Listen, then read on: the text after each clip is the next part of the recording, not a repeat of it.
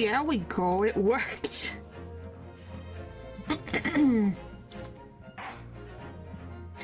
I was gonna be like, hello? Hello? What are you doing, OBS? I need you to work. Please. Alright. I don't think anything's changed.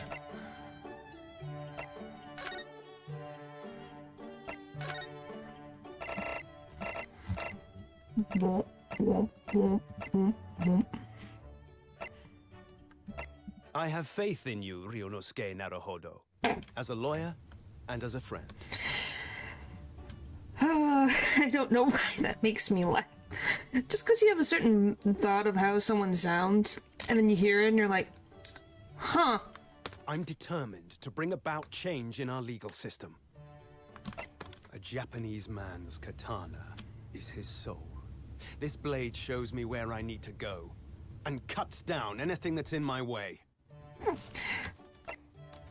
Leave this to me. All you need to do is put your faith in me, and I'll do the rest. Well, good for you. It's really like an album because I really like an album called Red. Huh. Objection! The quintessential look of a sacrificial lamb. I don't know why. These make me laugh as I do. They're not bad performances. I just laugh. I'm sure everyone knows by now who it is. I think it's just my brain being like, huh, I'm here, and then I'm also just existing. Bum, bum, bum, bum. But is the album just called Red, or is it Red something else? I'm kind of surprised if an album's just called Red.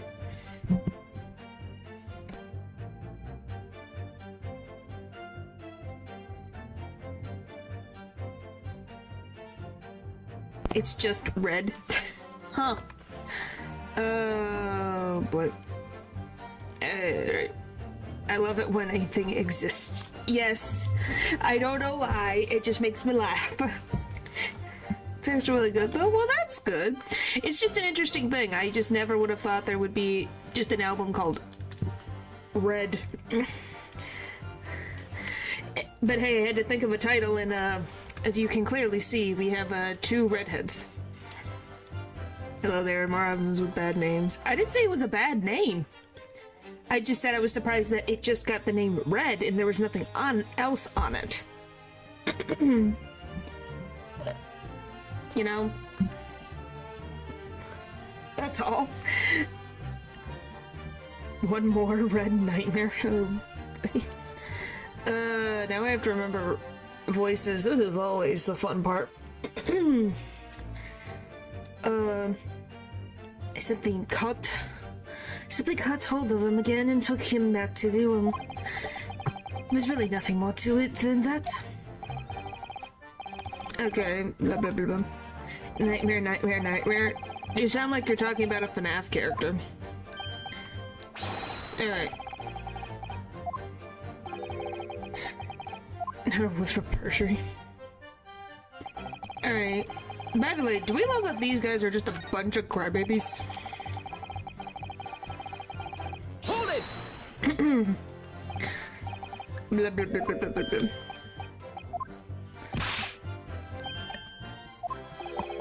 Was that the court case of 87? Possible, we don't know. Well, technically, yeah, the case like that is just it wasn't in 87. We just don't know what date it was. It was, How old is, Susato was 16. It was, Was it 10 years ago? How the frick old are you? 43. I think it was 10 years ago. I don't remember anymore. He's 24. He's 45. Wasn't it like 10 years ago?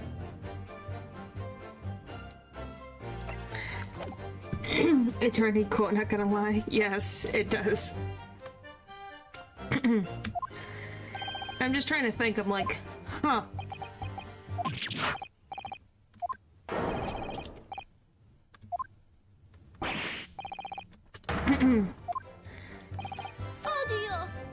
Audio. Did he just say audio? I'm stuck in a corner. What the frick? Nope. There we go. He sounded like he said audio. Almost like Mario. Excuse me. Alright, there we go. Mr. DeRossi, is something wrong? Audio. Yes, he sounded like he said audio too. It's me. Something Mr. Russo just said seemed to make you, maybe? Is that what it is in Italian? Who knows?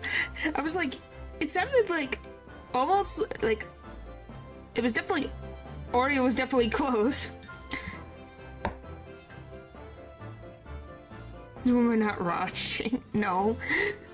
That's not how that works. It's called I drank tea and then my tracking just goes down the drain for whatever reason. Well, it seems to make you not... It seems to make you act even more strangely than usual. What was that all about? Dio is God in Italian, I think. It is. Oh my God. Is it? I don't...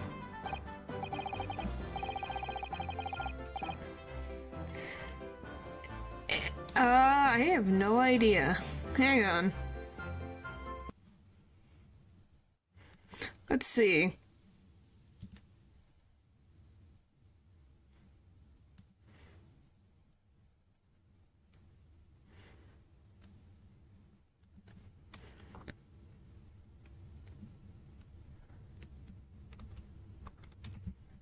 It sounds like audio. Do you guys want to hear it? I'll turn off, thanks, Jojo. Like, I'll turn off the audio here and you guys can hear me in the past and you can hear it for yourself. Because it sounds like he's saying audio. Doesn't it sound like audio? It sounds like audio. I run from the past. Yeah, it sounds like audio. Audio. Yeah, it could be audio. Like audio. Huh. Interesting. But you can see why I thought it sounded like audio. Because audio sounds like audio if you put them all together. Wow, we have solved the mystery. Alright. Did I miss... It might be badly translated though. Is it not? I don't know. I don't know. I hear audio, but if Dio is God in Italian, and he is Italian, him saying that, this lady is religious, I don't think this person is a woman? At least I didn't think so? The third son of a great Italian landowner. Yeah, Peppino de Rossi is a man.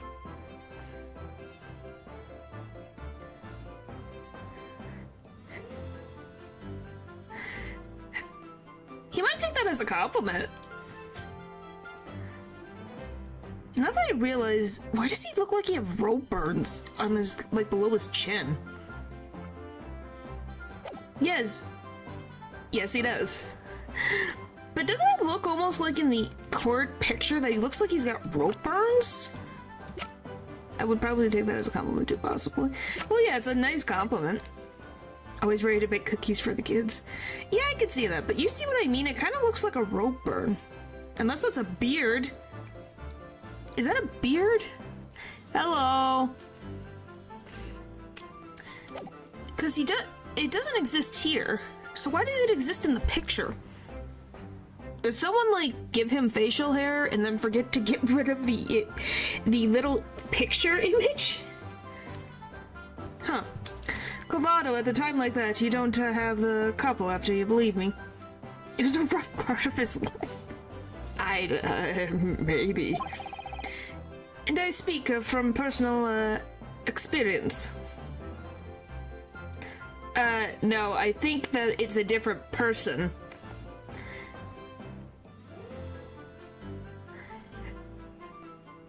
This is, Ace Attorney. Hello. Yeah, this is Ace Attorney. If you know about Phoenix Wright, this is, his ancestors' game.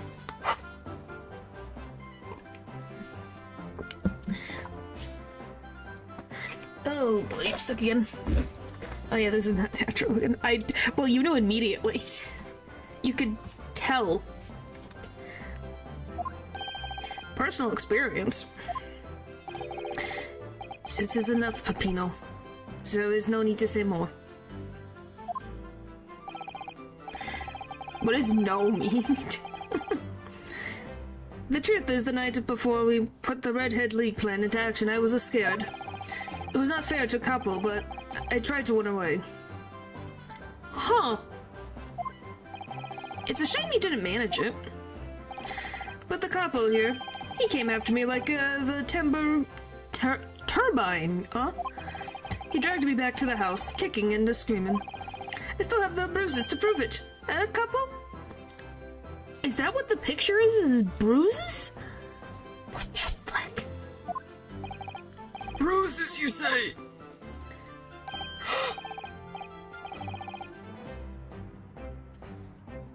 Guys, so I was right. Those are that is a bruise. What the frick? That's... I'm worried about that. Not to our knowledge, but I have no idea. Not if the guy ends up giving him bruises. I can't believe I didn't either. My gosh. What the frick? DeRossi, run away. Don't be with this crazy man. Oh, you want to see want to see my famous fantastical bruises? Granted, it was a rough moment in his life. Yeah, oh my gosh.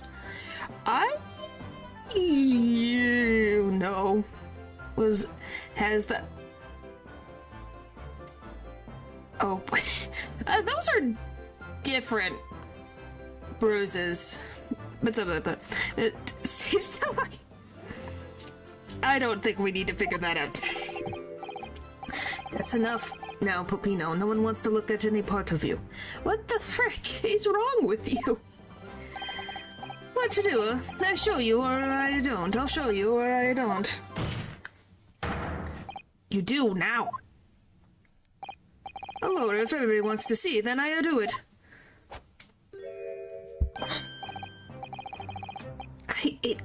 I just feel bad. They're like really red, like bite dogs, bit him, I think. Yeah, he probably gets along with a lot of like dogs. What do you mean? It's just his neck. I'm more worried. Can we imprison this man for what this happened? Like, I'm worried about this. Look at this.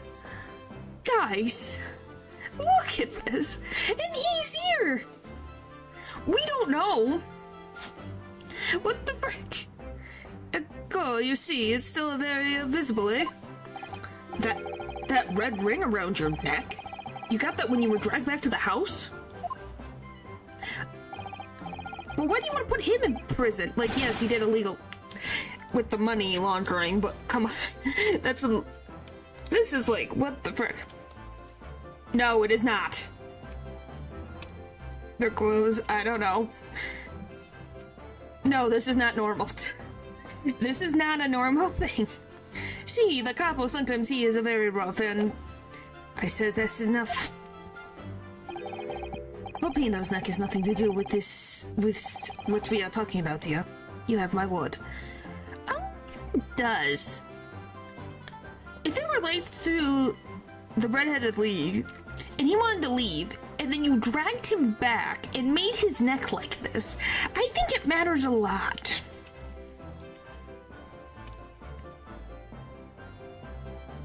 I didn't justify it. I'm saying that his offense would be one account. He would be on 2 different accounts. One would be the money laundering, and the other one would be literally the equivalent of harming another human being to this degree.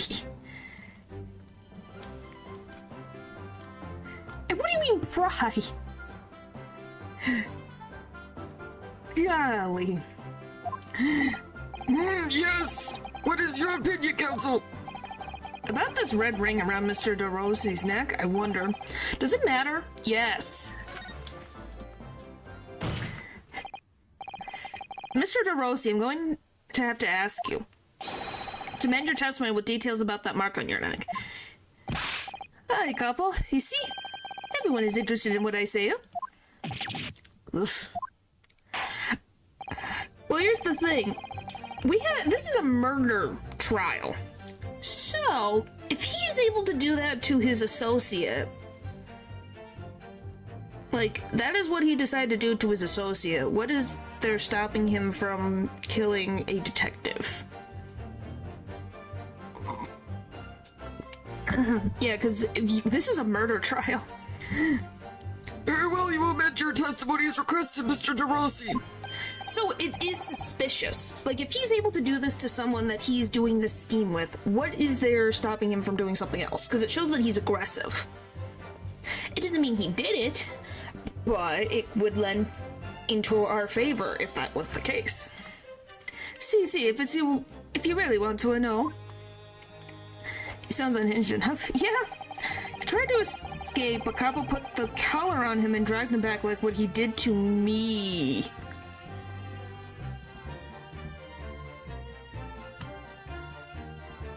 Excuse me? So he wraps a collar around someone's neck and drags them back. What the frick? Where am I? Am I in an Ace Attorney game anymore? Where have I ran off to? I feel like I've gone somewhere else. Is this Sherlock Holmes? Am I somewhere that I don't remember walking into?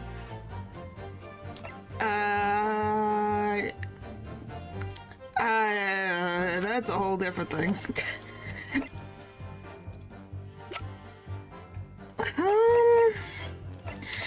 I was like trying to look at Gregson's body. I don't see any lines though. That's the only picture of the body that we have. That's not gonna help me there. I guess we'll try it, see if it tells me anything or if it's wrong. Objection! Oh, I did get it. It's fine. I don't even bother hiding it. Yeah. So the day before his body was discovered, Inspector Gregson was taken prisoner while working incognito. No, it was not that like that. It was hardly a prison. It was an invitation to stay. It was only. Sure, buddy. However you describe it, there's one glaring inconsistency that remains. What inconsistency is this, Counsel? I would ask the court to look closely at this photograph of the victim, Inspector Gregson.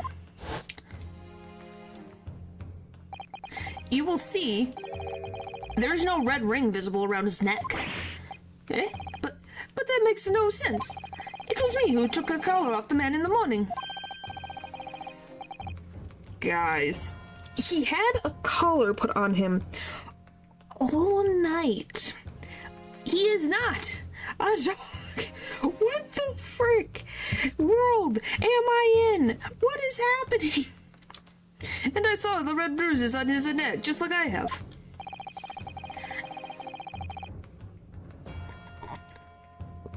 She'll be fine. Not all redheads are scary. This one's just a little bit unhinged. Given that the mark is still clearly visible on the witness's neck, we'd expect to see bruising on the victim who was put in the collar more recently than Mr. DeRossi. Indeed, this is most particular. Yeah, I think, like, here's the thing. I don't think they kidnapped Gregson. I think they kidnapped Mr. Virgil, was my guess. Because the guy is walking around saying, oh, I'm a detective and blah, blah, blah, with Gregson's identification. Well, she's a toddler. She'll be fine. She'll be fine. So, I think maybe Virgil is the one who killed Gregson. I think. That is my suspicions. So they stole an ID. Yeah, that's what I suspect. Indeed, that is most particular. But what do we tell you, huh? We say this from the beginning. Many times. Oui, Papino is right. The man is this photograph. Is someone different to the man we held captive at this night. That night, this night. Order! Order! Order!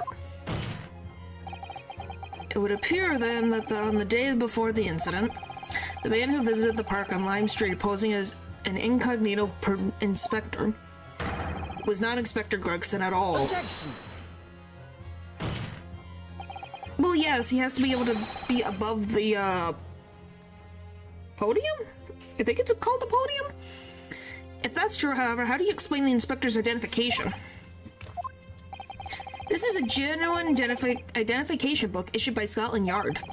It's inconceivable that someone could have stolen such an important item from the inspector. Well, unless he was dead. It's just so comedic. Yes, it is. The prosecution made that assertion itself. And we also know that the inspector had made a note about the Red-Headed League in his diary for that day. Which surely means we can't divorce the two events completely. So was he killed earlier that day? That's my biggest question. Was he killed? He was killed earlier in the day because we know about the fireworks going off. Like the poppers going off. So it just adds more credence to that that Gregson was killed earlier. The inconsistency noted by the defense is most troubling. If it were the real Inspector Gregson whom these two red-headed gentlemen encountered, the fact that no bruising can be seen around his neck defies explanation. But equally, if they actually encountered an imposter, how did that person come to be in possession of the real inspector's identification? These shown on television, I want to watch stuff like these. Well, because one, this is a very, very, very, very fictionalized version of court cases, and most court cases, unless they're in public trial, don't really get to be seen. And this one is a closed trial.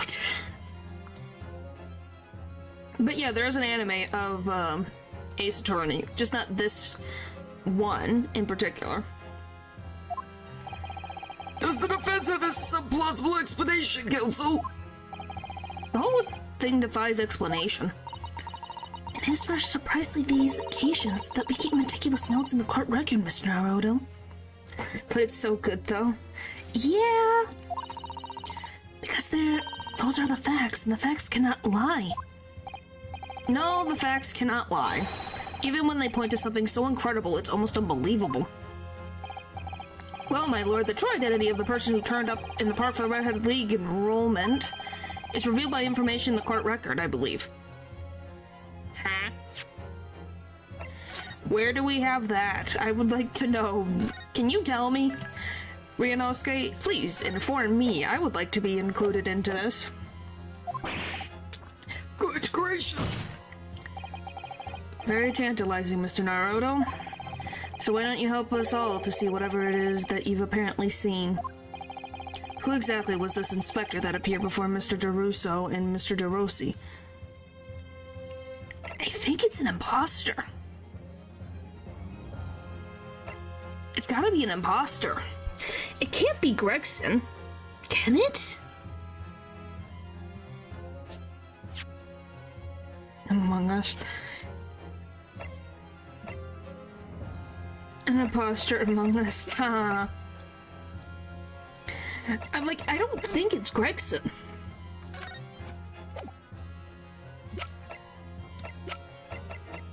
I really do not know.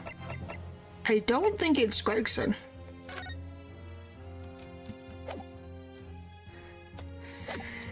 Dead in our hearts. It probably never will be. Though it seems incredible, I admit, the undeniable facts point to only one thing. No bruising can be seen on the victim's neck. The person who these two red-headed men took prisoner that day cannot have been Inspector Gregson. In other words, your whole argument up to now has been a waste of time. Objection! On the contrary, I haven't finished. What? There's no bruising on the victim's neck, so the question immediately posed next is, who exactly was this man in the park on Lime Street found to be carrying Inspector Gregson's identification? See, that's right. Well, we'll tell the same story every time. Whoever this man was, the couple dragged him from a pillar to a post with a dog collar. Mon Dieu, Papino, I was not so harsh as you say, huh? I'm pretty sure you were, buddy. I think the evidence tells the truth. So who was that false inspector, huh? Who was he? Clearly, the defense has an idea about that. About the true identity of the man these two imprisoned that night. Like I said, I think it's Virgil, the missing husband of the lady. Which makes you question, was he in, like I said, did he kill Gregson? And what was the point of him trying to kill Gregson for? I must ask the counsel for the defense to elaborate post-haste. The judge was not involved. Virgil, whatever his last name is, that I don't have a name right now. Vigil. Excuse me. Daily Vigil. I thought it was Virgil. Who did the witnesses encounter in the park posing as Inspector Gregson? At least my guess. Like I said, I'm pretty sure it's this one.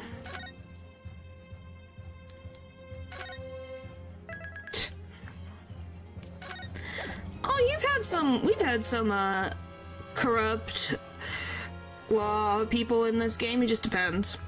Take that! Oh, am I right? It's surely no secret. This is the identity of the imposter. On what grounds? Well, I said it was no secret, but that part is. Okay, so who's Gregson? So if it's not him, who the frick is it? I knew I had nothing to go off of, but who the frick is Gregson then? Who did the witnesses encounter in the park posing as Inspector Gregson?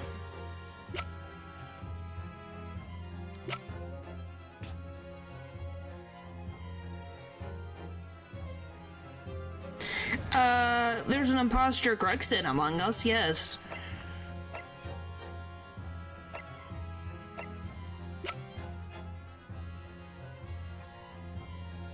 I don't think Herlock would do that.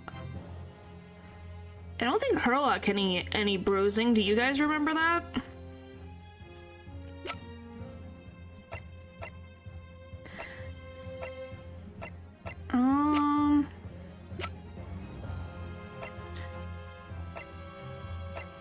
He didn't. Okay, I'm like, I don't think it would be... Herlock would not do that. I don't like the Kosovo guy. He's our childhood friend, so, you know, he is not involved in the murder. Went on right after, too, we saw him. Yeah, so I'm like, I don't think it's him. Because I'm thinking of the ones who went to the event. We know that Herlock did. But he doesn't have any marks, and I swear they would tell us if he had any marks. I'm just trying to think, who the frick would have it? Who the frick is it supposed to be?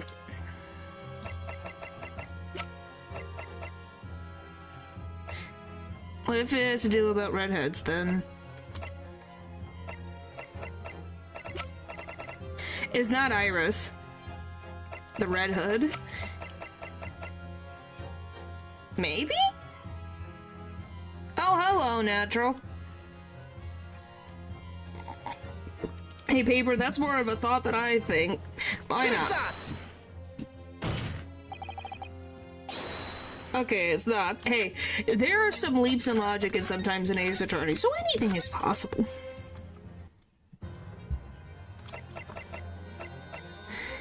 I don't... An older man. Oh, he does have a scarf on.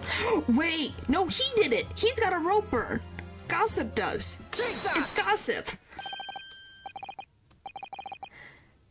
I just noticed it. I was like, had anyone talked about it? He has a rope burn right there. I found it. How did Gossip get no, is he pickpocket? Is Gossip a pickpocket?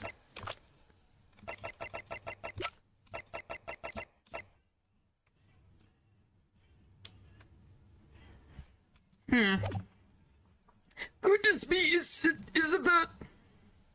Did I? Huh. Oh, I really do notice the randomest things that come into play later. One of the witnesses who was in the stand in this very courtroom earlier today. Yeah, and he suspiciously messed up the crime scene. Very suspicious indeed. A nameless man whose only occupation appears to be peddling hearsay to passersby. Objection! What on earth would a street seller be doing with police and inspectors' identification papers? Making money? Witnesses, is this the man or not? What happened to his lip? Huh? See, this man is not from the Red League, huh?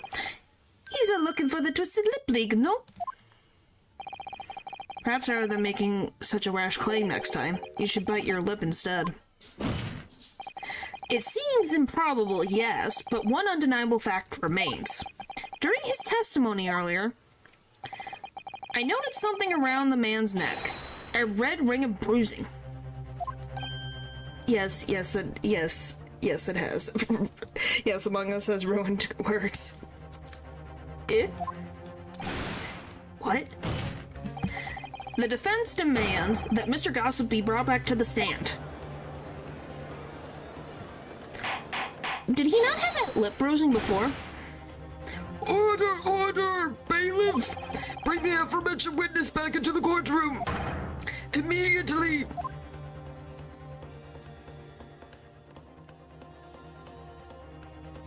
There it is. They match. Well, I never!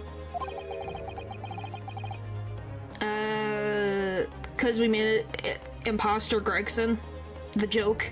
So, you know, there's an imposter among us.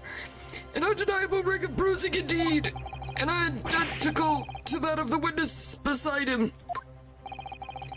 Now, what's going on here, eh?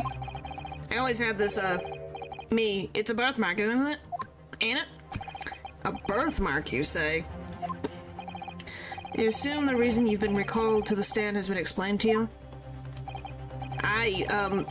Something about an inspector again?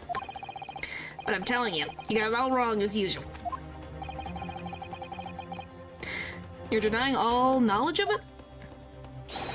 Well, of course I am. Are you trying to kill me with all this nonsense, eh? Well, at least you have more stories to peddle back on Fresno Street now, won't you? Now we're going to need you to testify again. And you, Mr. DeRusso and Mr. DeRossi, I'm sure you cooperate, won't you? Do we have any choice? We're in a big trouble, eh, couple? Oh, you were before. It's not an impossibility for a name. All we know is that he goes by Gossip. That's quite enough. Dilatory chatter. Proceed with the testimony.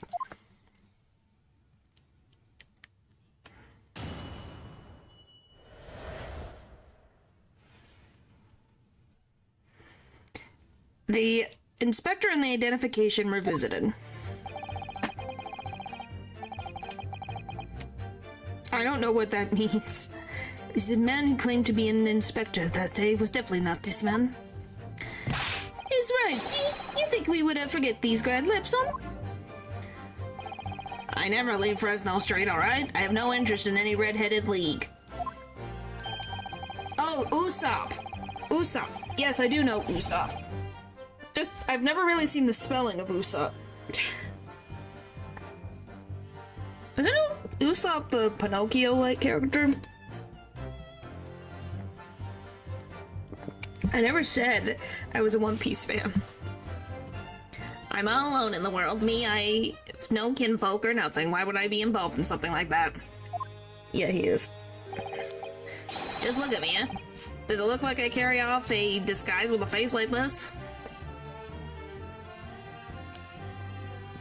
Oh, it's not impossible. Makeup does wonders for people.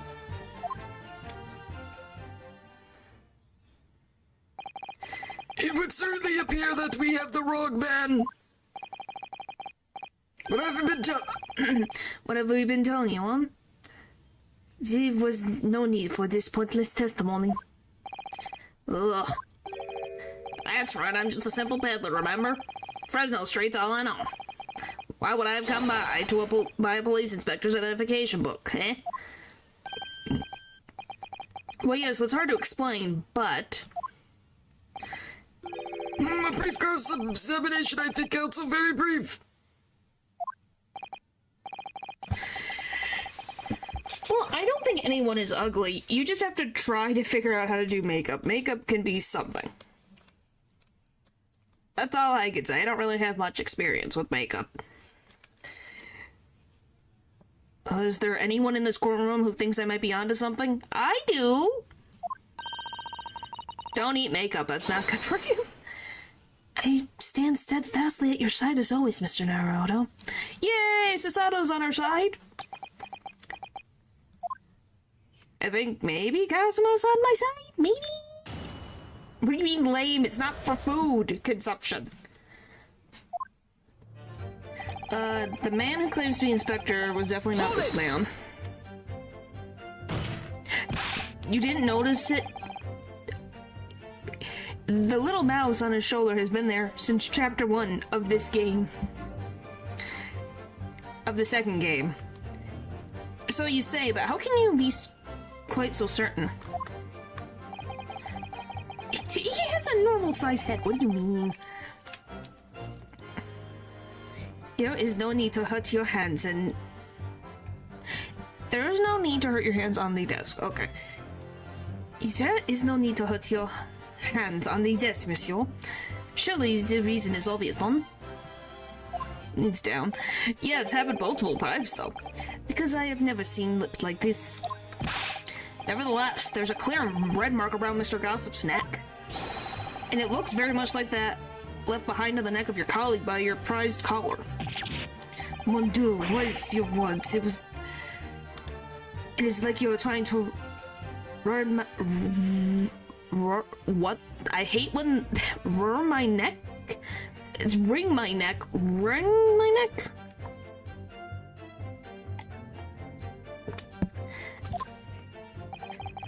It does look very much like a my neck, though, huh? Oh no, this is a birthmark, lad. Sharp chin. Yeah.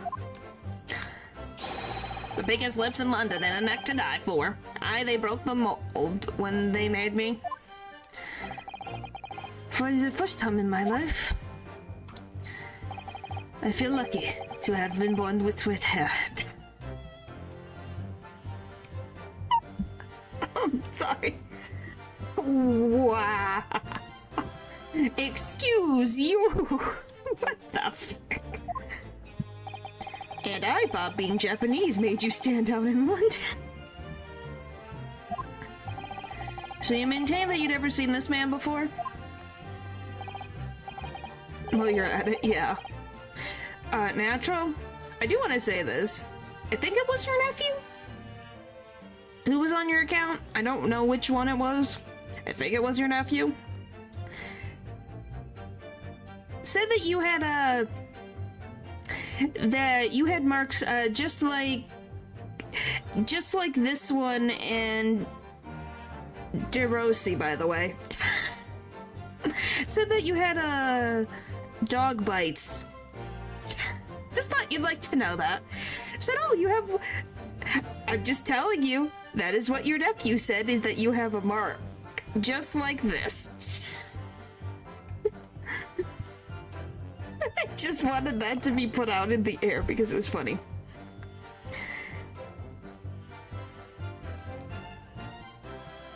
Oh my gosh. Paul, how do you... what is the pronunciation of this again, please? Wait, this was the last time thinking I can't remember. It's not a C. I'm just telling... You don't have to explain yourself. I'm just telling you that was what was said, so just want that put out there in the ether for you. Oh my gosh. I just love it. It's like dog bites. Oh my gosh, that's so funny. I forget how this is said again. Oh, Google save me.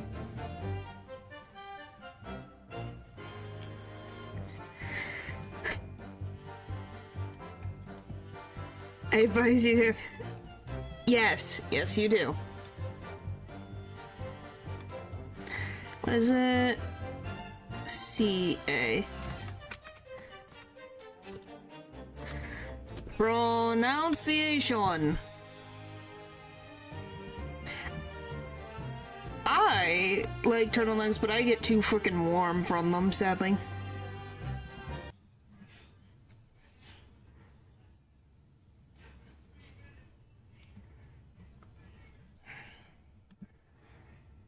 Oh my gosh, I just want the simplest thing.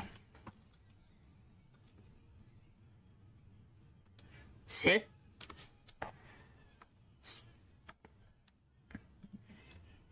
Sit. Sit. Is that how it's sit? Seka? Sissa? Sissa? Is it sissa? Sissa?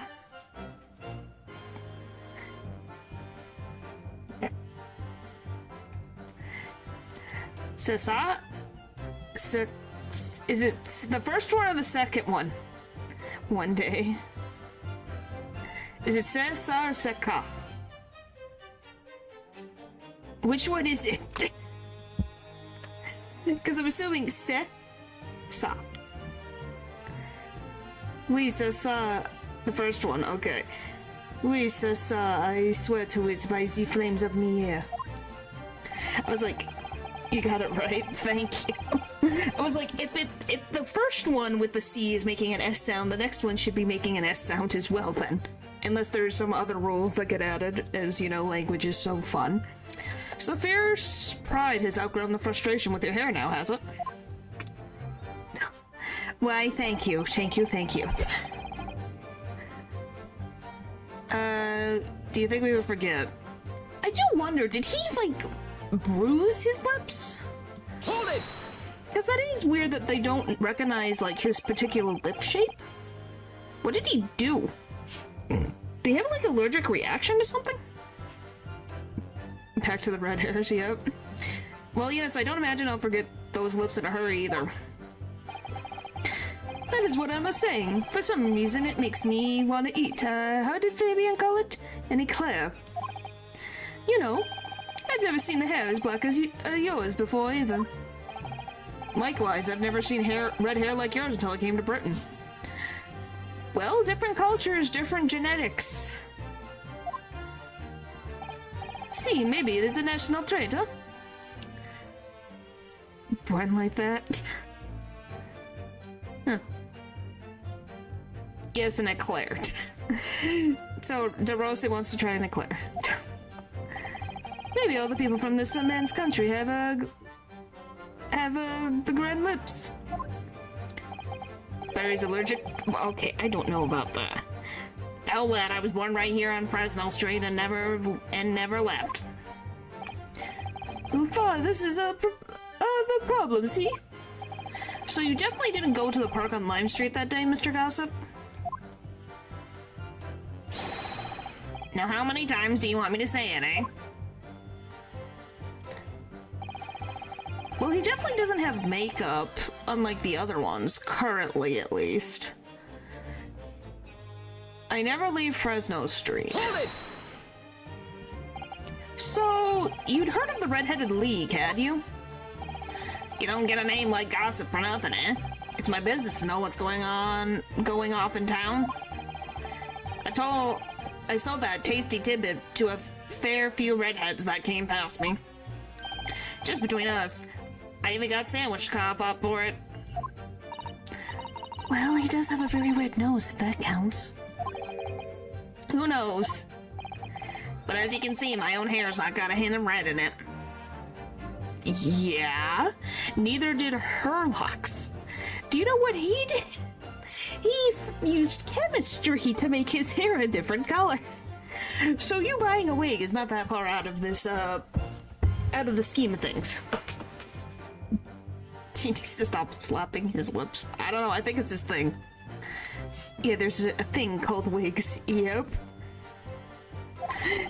And in any case, Fresno Street's my patch. You won't catch me sliding off to some other part of town. No, sir, not likely. What did he just say? Hang on, I need to hear that again. What was that? Excuse me? Say that one more time.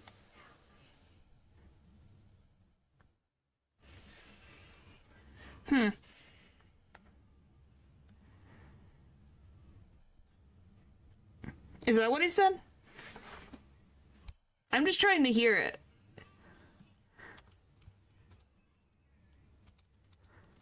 Come on.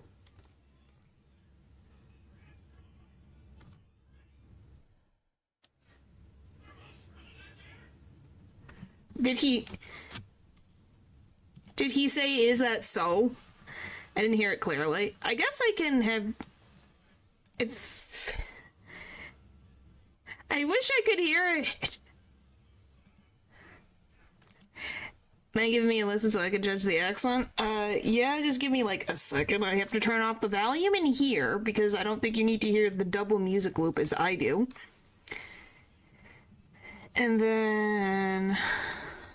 back up. Right there. To then go like this. Alright. The bar down. No, sir, not likely. What did he just say? I don't know if you heard that. Sounded like, is that so? Like, I have to move back slowly, but it's not impossible. No, sir, not likely. Street's my patch. You won't catch me sliding off to some other bar down. No, sir, not likely. What did he just say? Weak French accent. Well, he was also covered up by me voice acting like this, so, you know, he doesn't really have much of a chance.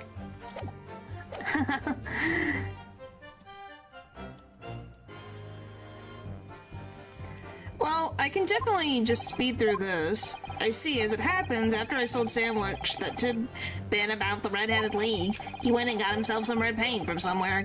Gosh knows where, mind. But just between us, he didn't have the gumption to dunk his head in it.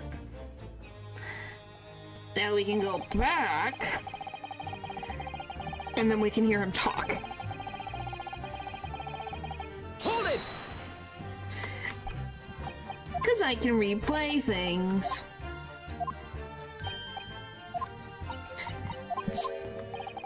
Tell me that they didn't get actual French people to voice these guys. I think that really depends on...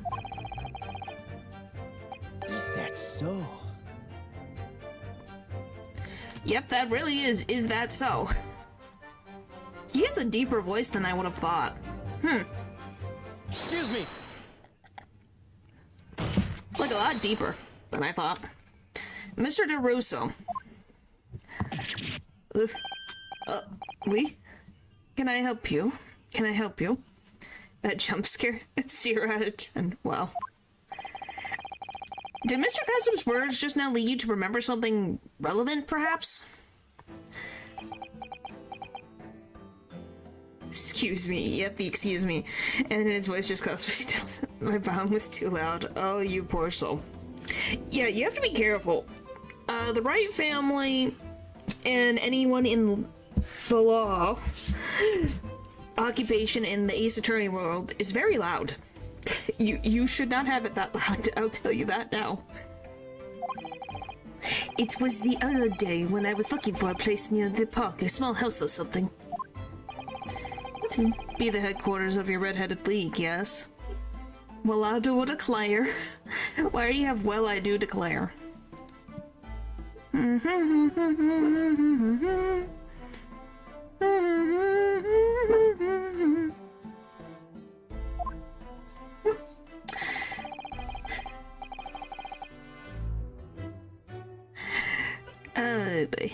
Okay, I gotta take a puppy break. I will be back. Just I have to take a quick puppy break, alright? I'll be back.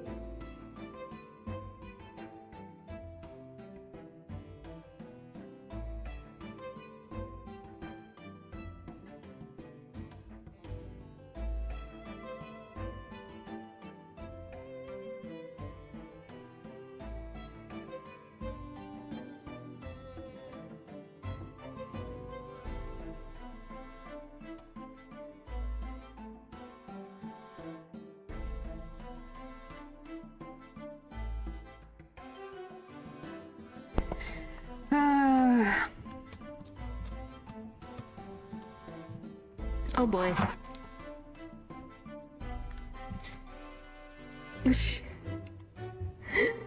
I was not gone that long. Holy moly, guys. Oh, I'm frozen. Hello? Guys? Oh, there we go. My soul went back into my body, but it wouldn't come back. It was like, hello?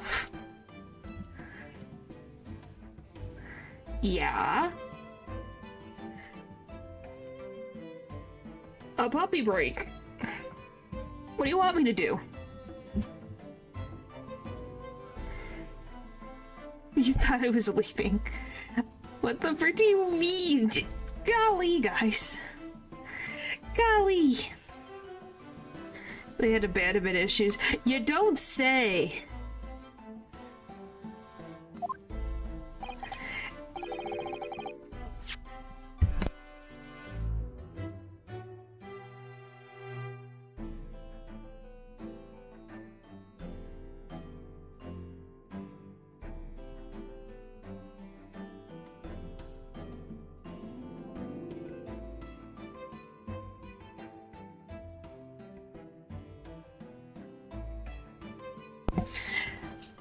What do you mean responsibility? I said I would be back. I was visiting an housing agent on Lime Street, and there I saw him. To buy milk. Just in the middle of the stream, went to go buy milk. I think I would have put that on the screen. I went to buy milk. I'll be back in some amount of minutes. This man was paying money to the agent. Huh? Gossip was paying an agent. Huh. What? Mr. Gossip with a housing agent?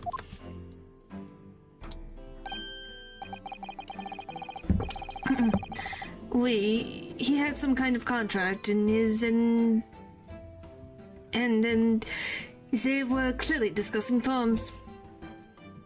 Yeah, I'm not gonna disappear, golly guys. I went away for 2 minutes. Like goodness. You guys act like I went forever. But no, you're mistaken, chum. I never left Fresno Street. Me, like I said before. You mistaken me for someone else, someone with the same face. It's been 2 years, what do you mean? You leave it. I don't think a stream can last that long.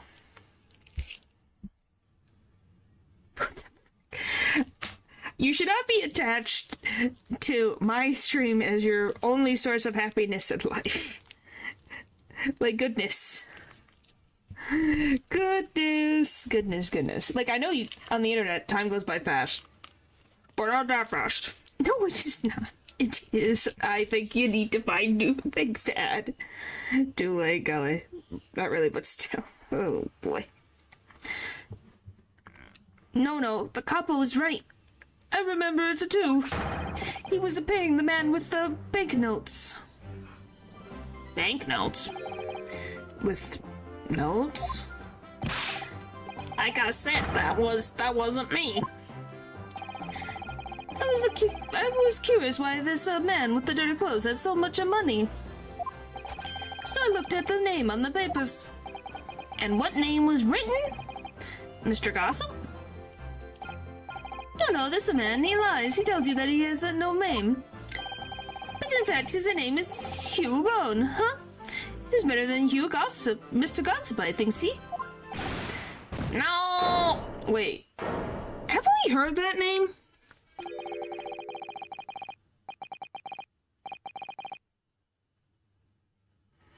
Why the frick do you...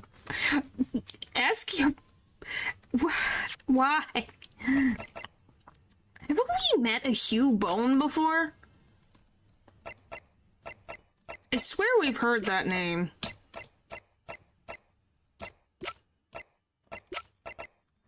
Yes or no? Like I said, get a job and you can get your own McDonald's anytime you want. I swear I've heard this name before.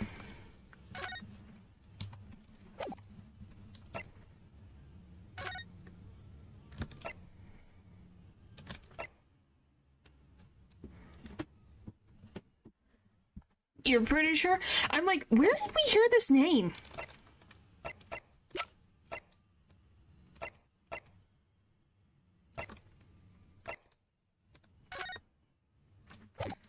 I don't remember. I'm a peddler of tidbits of information. Like I said, I'm Fresno Street, and that's that. I don't much like folks talking about my personal life. Indeed. It is not the intention of the court to invade the privacy of witnesses. Well, because obviously this guy was all laid back and chill, and all of a sudden he's screaming. You know? It kind of surprises you. Very well, I shall respect your wishes, sir. The aforementioned name shall be redacted from all current records of this trial, assuming no objections. I'm sorry, my lord, but the defense does object. Because the name just mentioned has a very deep significance to this case. Good gracious, do you similarly object, Professor? Professor. Oh my gosh. Why do I keep doing that? I'm so sorry, Kazuma. I don't mean it. Do you similarly object, Prosecutor Sugi? As it happens, my lord, that particular name has already been mentioned during today's proceedings. Yeah, but his father is named the Professor is a serial killer, and I need to stop it. I need to read it fully. Yeah, good thing you can't hear me. Yeah, I would feel so sorry. That's trauma that I don't need to add on to his trauma. Will I Goodness. Will I never? In what capacity? Hubone. The name of the leaseholder of the room. Oh, yeah! It's the room that, Gregson was renting. That was the moniker it was under. Oh my gosh. Let me put this simply. The victim's body was discovered in your rented room. I suggest, sir, that you start talking. Well, alright. I suppose that might be the case, eh?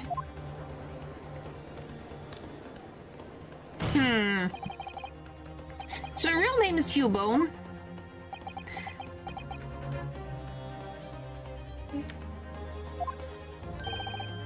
Well, just between us, I don't like to blow my own trumpet, but there's no finer pedal of tippets in town.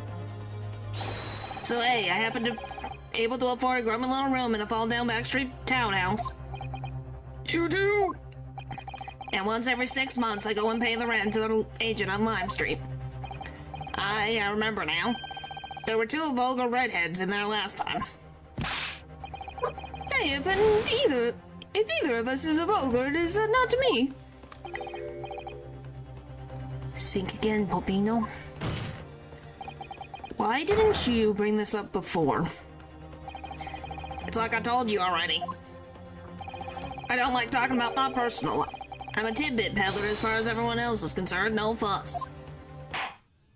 Yeah, but you rented out a room to a now dead man. It's kind of a big deal. Like, you know, a kind of a big deal. You update your testimony to indicate this most surprising revelation, Mr. Boone. If I must. So the leaseholder at Scotland Yard had been looking for since the body was discovered. Had been here under our noses all along. Yep. I rent the room where that fella was found. It's true. For what difference it makes. When was his name Boone? His name is Hugh Boone. Hugh Boone. Or Hugh Bone. Boone. That's just how fast-paced Ace Attorney can get. It can be slow and fast at the exact same time. Hold it! Alright. So, you live in that room presumably, do you? Nope, I don't live there. What do you think? There's no bed, is there? Just a desk.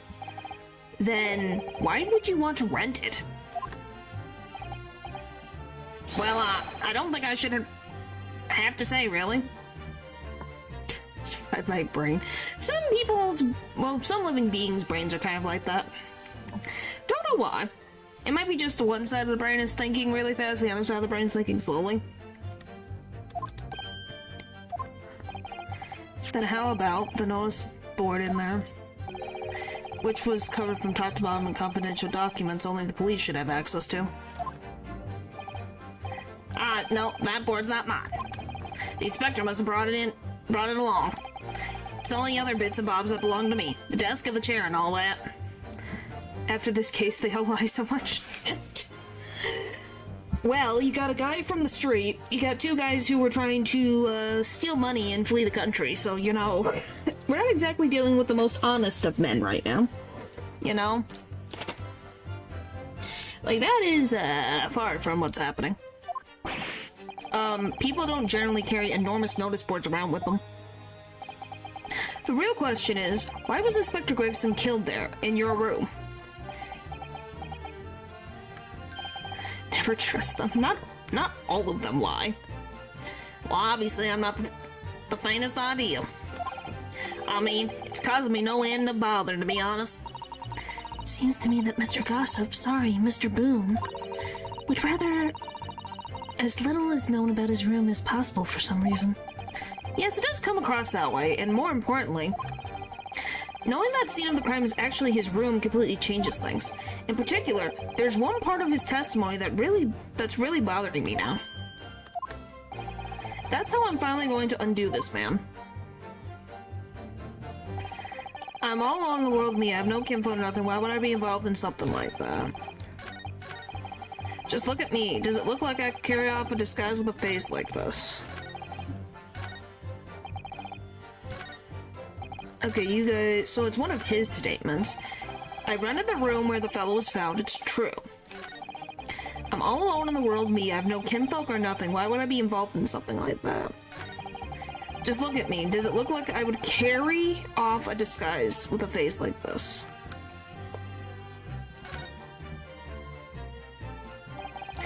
That's the extent of their testimony, isn't it? What's your feeling, Mr. Naruto? Well, Mr. Boone says it's undeniable. It would be all but impossible to hide those lips with any form of disguise. Perhaps yes, but nevertheless, the mark around his neck is equally undeniable. And it's identical to the one that Mr. DeRossi suffered. Yes, that's true. But why does this whole disguise idea just keep playing on my mind?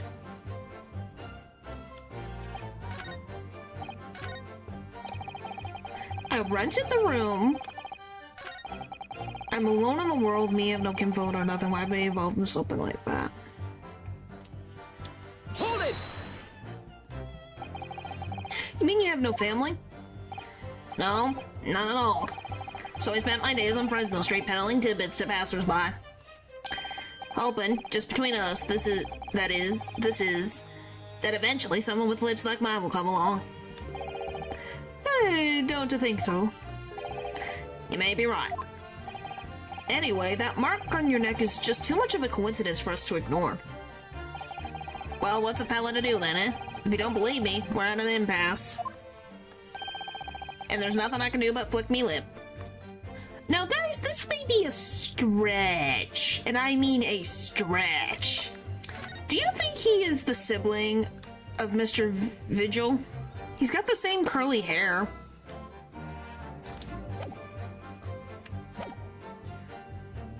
And I think he has similar eyebrows.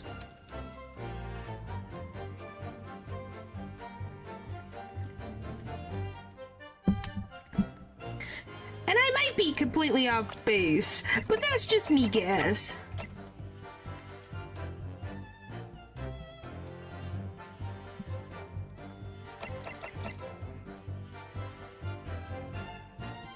It's kind of got similar-ish eyebrows, not exactly.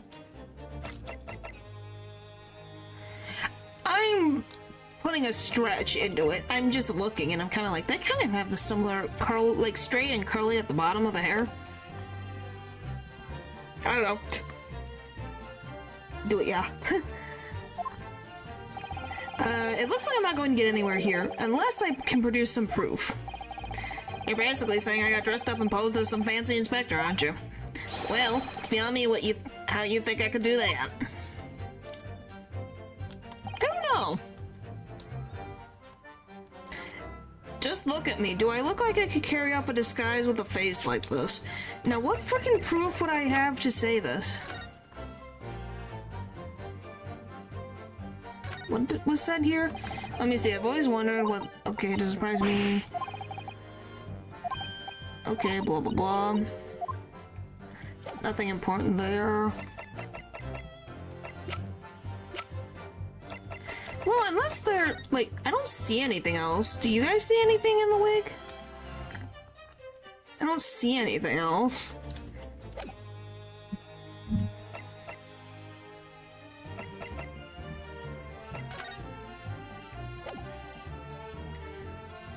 Fake lips, you think? that's would be something.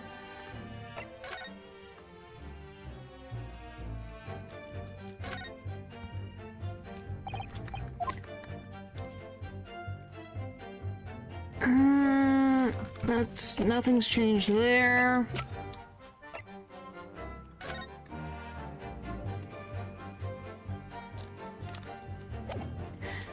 I don't know. What the frick am I supposed to... That's just a picture of the wife.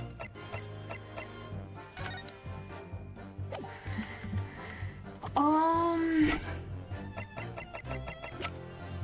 can't think of anything. Can you? Do you guys can think of anything? I can't think of anything. Maybe you could say with a mustache or a beard to cover up that lip. Brute force. Save and do every option.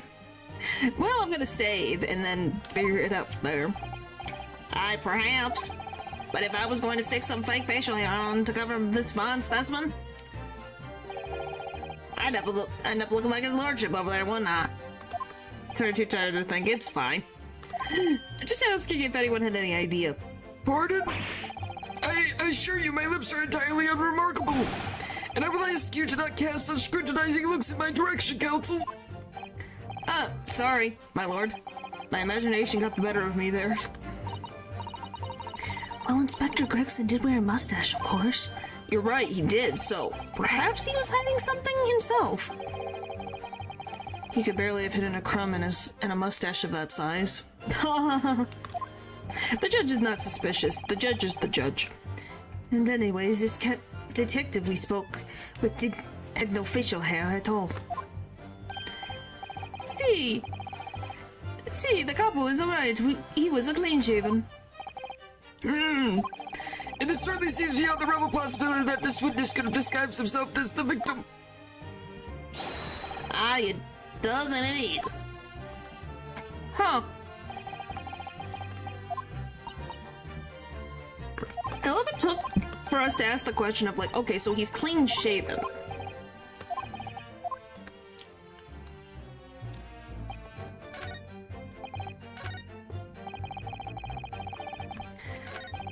I'm alone in the world. I'm thinking it's this. I just am not sure where to go from here. Because what does the lease have to do with it?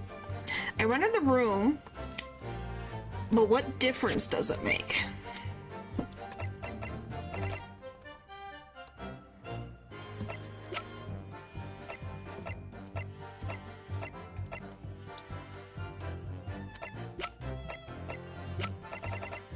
I don't get it.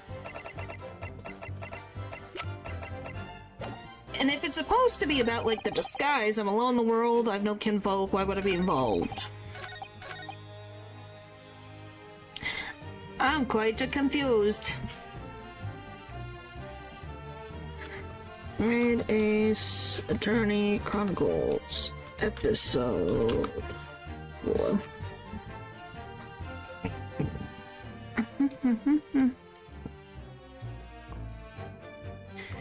Okay, I need to go into table contents. I need the second one. This just is what's the is.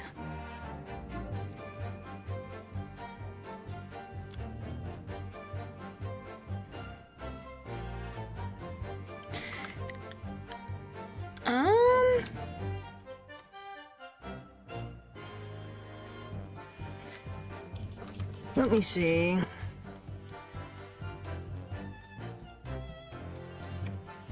Let's do this. This will help me out. What in the world are you guys doing?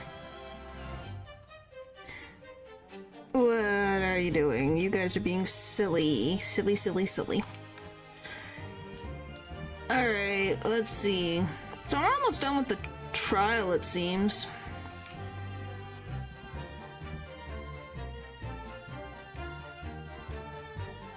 Oh! Okay, so it does have to do with... on the fourth statement. Okay, yeah, that makes sense. Okay.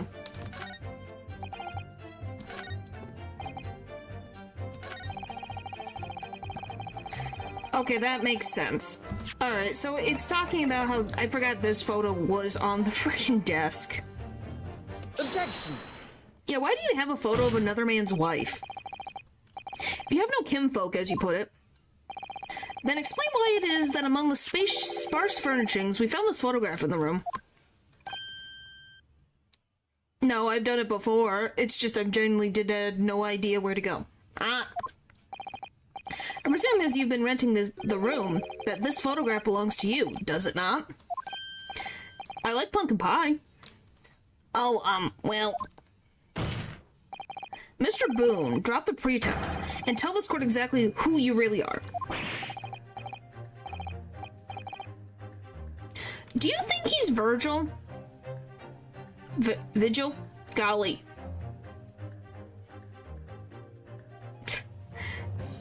It's like 2 days ago. Huh. I don't know what you mean. What you mean? I'm a peddler. I keep telling you so. You really don't need to bother with me. Please, just leave it alone. As the man says, leave it alone. Whatever the truth about this man's life, it has no bearing on this case. It's Vigil, not Virgil. I keep doing that. Because it's simply not possible that he impersonated Inspector Gregson. Objection! How can you be so sure? Just look at the man. Well, one's his family sword, and the other sword he got from our buddy, Van Zeeks. So we had a sword, and we gave it to Cosmo because it was his family sword. So now he has two. No amount of disguise could ever hide those unmissable features. Objection! But what if we were to look at this the other way around? What do you mean? We should have kept the sword. He could have given us the sword that he got. We don't need to keep his family heirloom sword. Yes, counsel, what do you mean? Well, there's no denying that Mr. Boone's lips is very prominent indeed. But consider the possibility that his prominent lip is itself part of an elaborate disguise. The judge never really gets a name. Typically. I don't know if the other ones have. To pay the price? What the frick do you mean? Fake lip, fake lip. Yes, I think Eldridge got hit it on the lip.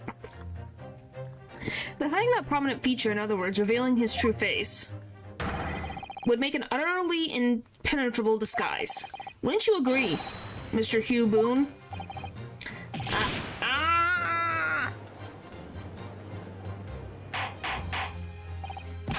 Good. Witness, are you still hiding the truth from this court? If that's a disguise, then underneath it, his true identity must be... Yes, that's right. There's really only one person he could really be. My lord, the defense believes it can reveal Mr. Boone's true identity to the court. No, please, no. Which then begs the question of, why is he peddling on the street and his wife is worried about him? Very well then, counsel. What is the true identity of this peddler who simply goes by the name of Gossip on the street? Daily Vigil. Take that! Your real name is actually Mr. Vigil, isn't it? Mr. Daily Vigil. I don't recall that name, counsel. Who is this Mr. Vigil? It's a name I encountered yesterday, my lord. It has to do with a certain client of Mr. Herlock Shlom's. A young gentlewoman came to the detective, asking him to locate her missing husband. The woman in this photograph, in fact, this is Mrs. Vigil. Yeah, why, he was not, years ago he was dismissed from the prison. Is this how he makes money? But then why did he disappear for a long time? I don't even know, was it a day?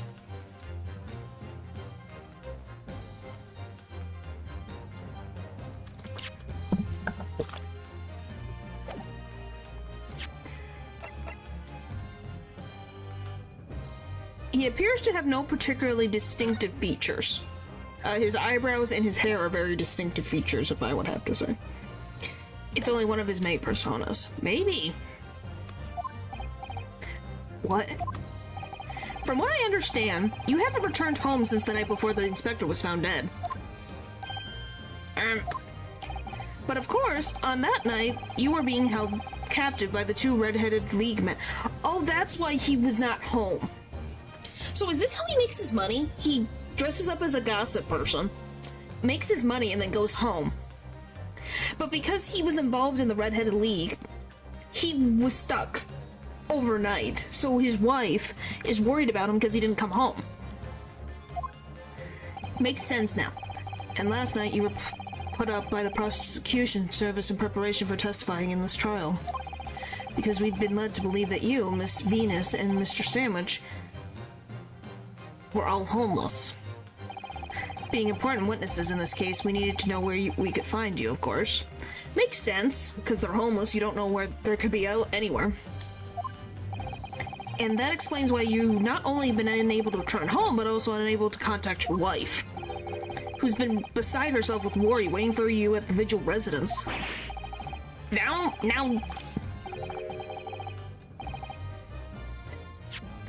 Excuse me. Now, just hold on a minute. I don't have the first idea. What I'm talking about, really.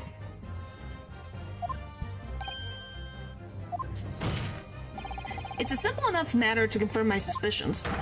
All we have to do is pull off that disguise. No, please. Bailiff, bring soap, a sponge, and a washbowl at once! Mr. DeRusso and Mr. DeRosa, you will restrain the witness. Oui, my lord. Si, my lord.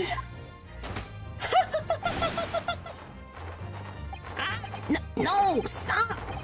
Get off, please! Don't! Oh, wow, look at that.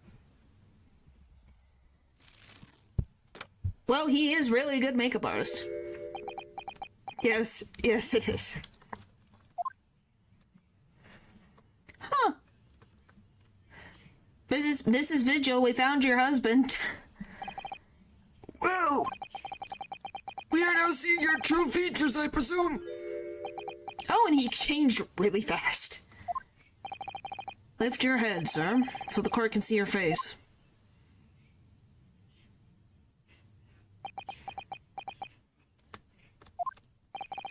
It would appear that the defense counsel's assertion was entirely correct. This has been all very elaborate deception. So witnesses, tell the court, have you seen this man before? I don't believe it, but... See, there is no question. This is the inspector we saw in the book. Extraordinary! Well, he is a clean-shaven man. On the day of the Red-Headed League enrollment, the man claiming to be Inspector Gregson, who appeared before Mr. DeRosso and Mr. DeRusi in the park, was you disguised as the inspector, or rather, was you posing as the inspector in no disguise at all. Mr. Vigil was formerly employed as the chief warder at Barclay Prison. The chief warder! Then your career has promised. Why would you quite why you would quite... Okay. Let's try that again.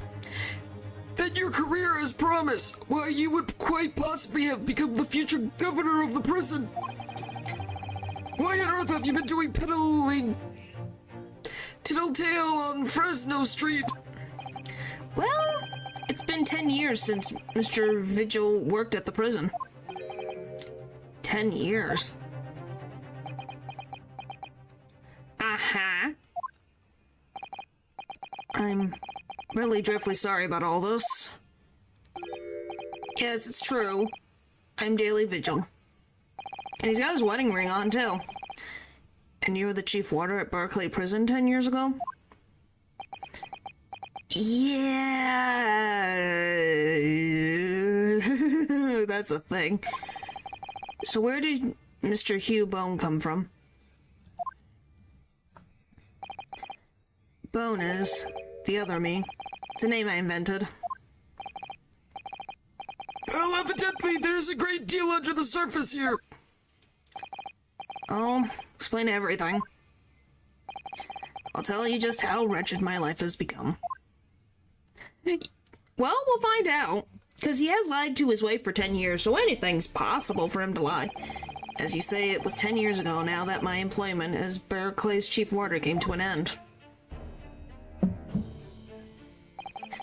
Having left the prison service, I searched for some new occupation by which to earn a wage. But times were hard in London, and I found no suitable engagements at all. In desperation one day, I turned my hand at selling wares on Fresno Street. But your wife appears to know nothing of this. She still maintains that you are the chief warder at Barclay Prison. I was utterly determined that my wife should not know of my failings, which is why I've never told her. Yeah, 10 years! What a great thing to have your marriage with! 10 years!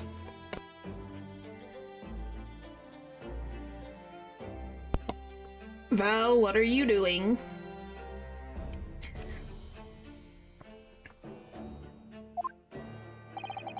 I opened an account at the bank under the name Hugh Bone. I rented the cheapest room I could find in Fresno Street. He lied out of love and fear. Yeah, but at the same point, he should still tell his wife. And shame, yes. But he still should tell his wife. Like, 10 years. She thought she knew her husband. Obviously she did not. The scene of the very crime we're investigating. Yes, that's right.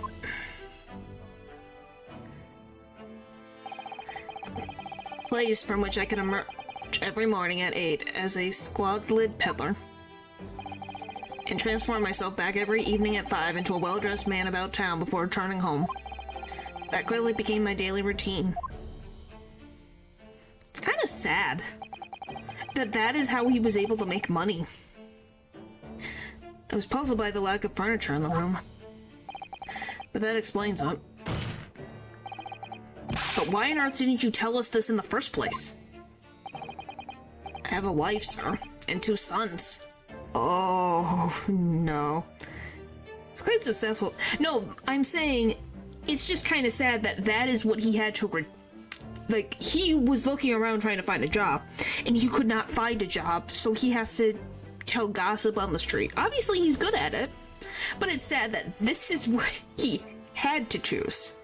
He didn't choose this to be the occupation that he currently now holds. Without wishing to sound self-conceited, they regarded me with some pride. I couldn't bring myself to disappoint them. So instead, you decided to conceal your occupation from them? His wife didn't even notice the difference of wages. That's admirable.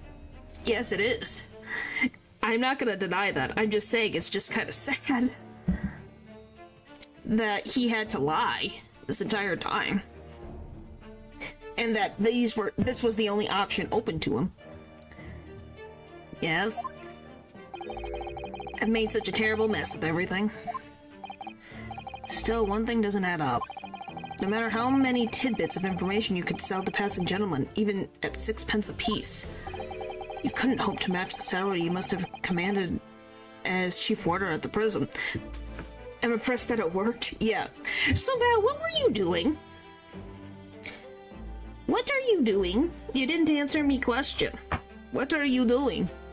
Very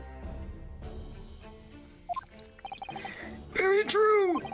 To have kept your family in comfort despite 10 years of somewhat misbegotten employment. Yeah, how did you make a lot of money? That was all thanks to Inspector Gregson.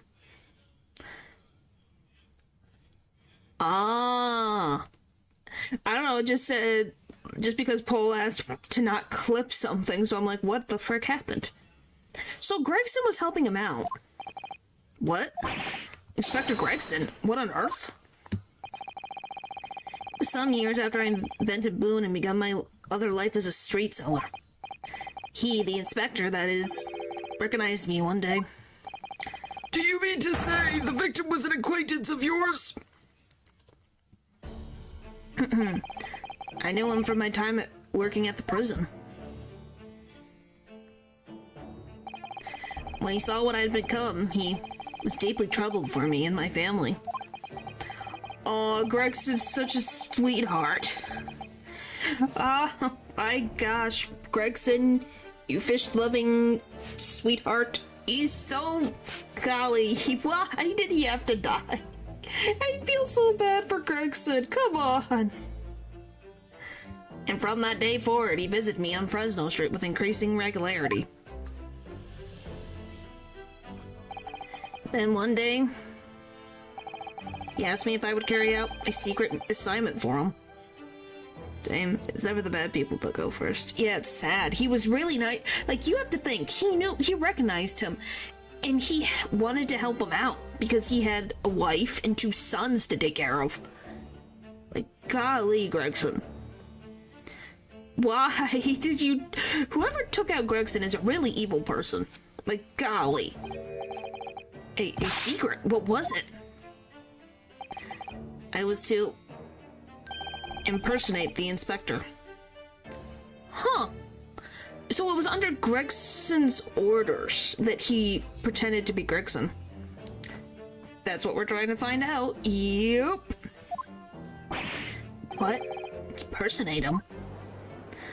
Okay, so he asked you for help. We always met in that little room so the inspector could brief me. Visit Orsery tomorrow and take a statement from the proprietress. It was always something along those lines. Surveillance work, interviewing people. Justice for Gregson, yes, justice for Gregson. On those occasions, he would lend me his identification so people would believe who I was. My instructions were to make an impression, to let people know that Inspector Gregson had been at work. And for those services, he compensated me financially.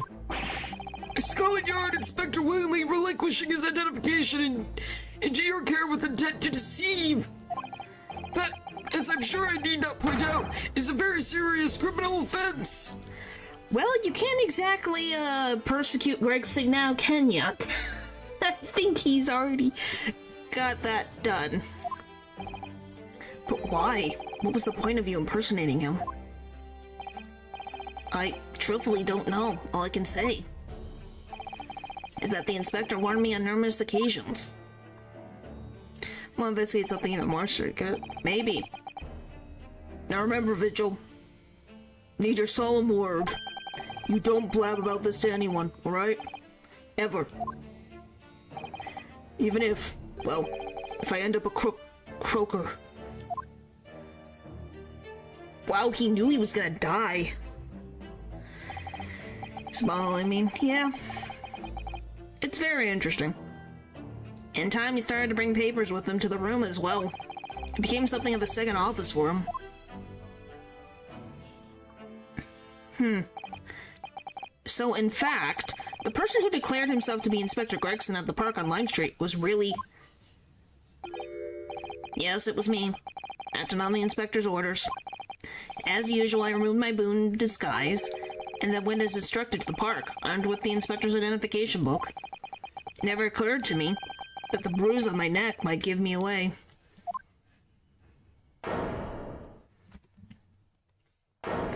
So how's he gonna explain this to his wife?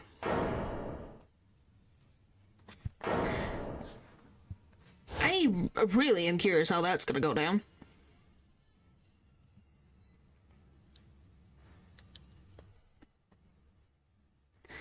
Oh boy.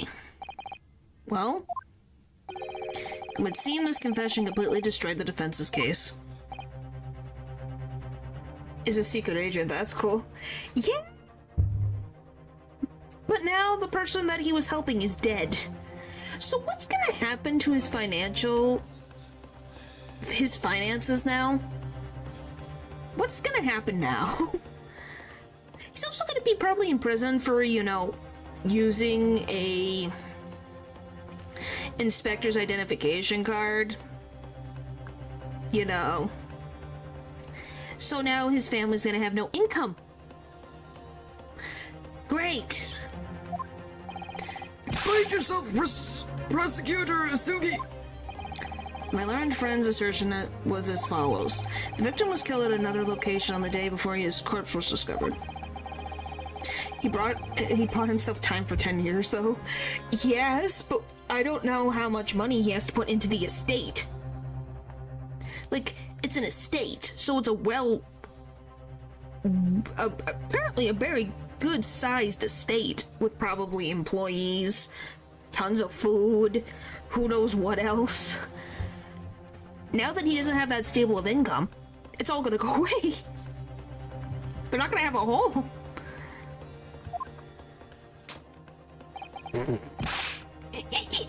Wait, slap. Then do as the other Blue Bloods did, run part of the estate. Well, then I guess that's a good way to do it, since he was running out the one building. Maybe you're right, Paul. Maybe that is a good idea for him. Why did he do that first? Huh. Why did he not do that?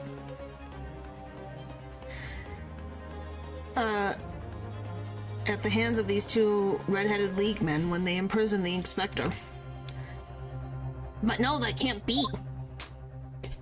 His hands. This little smack. What the frick? After all, it wasn't the inspector who went to the park that day, it was me. Might try and stop bleeding money. Yeah, that's what I'm saying, because I'm assuming, hey, we can't really blame the wife and the children, because if he's telling them he was still the head warder at Barclay prison, why would they think their finances changed if it's been apparently the same job for 10 years?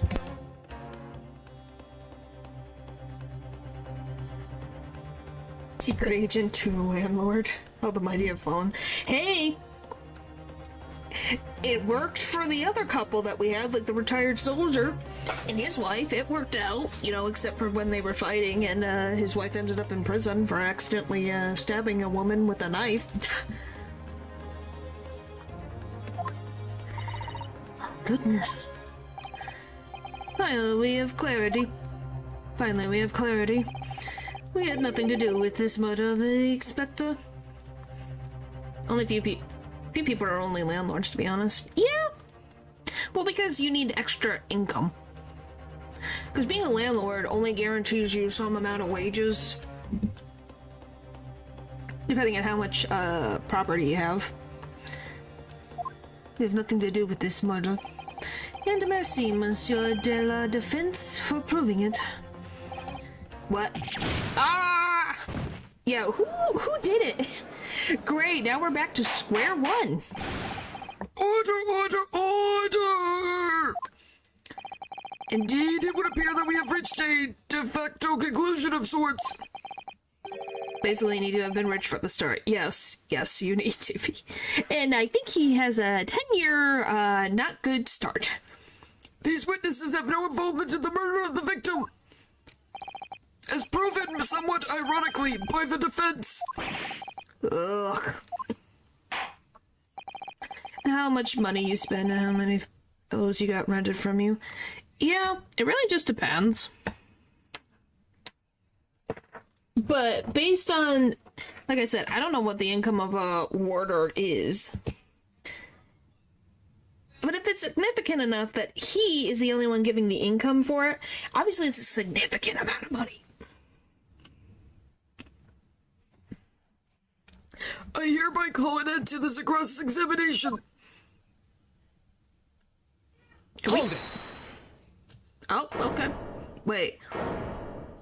Oh, I guess Cosmo is not done. No, Chief Warder, not just Warder. Excuse me, Chief Warder. Pardon me, my lord, but with your permission, I would like to pose one further question to the witness. Cosmo? What question, counsel? It concerns the events of 10 years ago. Oh, we're gonna talk about that right now. Great! Trauma time, guys! He's gonna talk about his father. I believe you have been present at the very significant execution that was carried out at the time. 10 years ago? The execution of the professor, Genshin Isugi. I want to know exactly what your involvement was. Oh. Answer me, man. One moment, Counsel!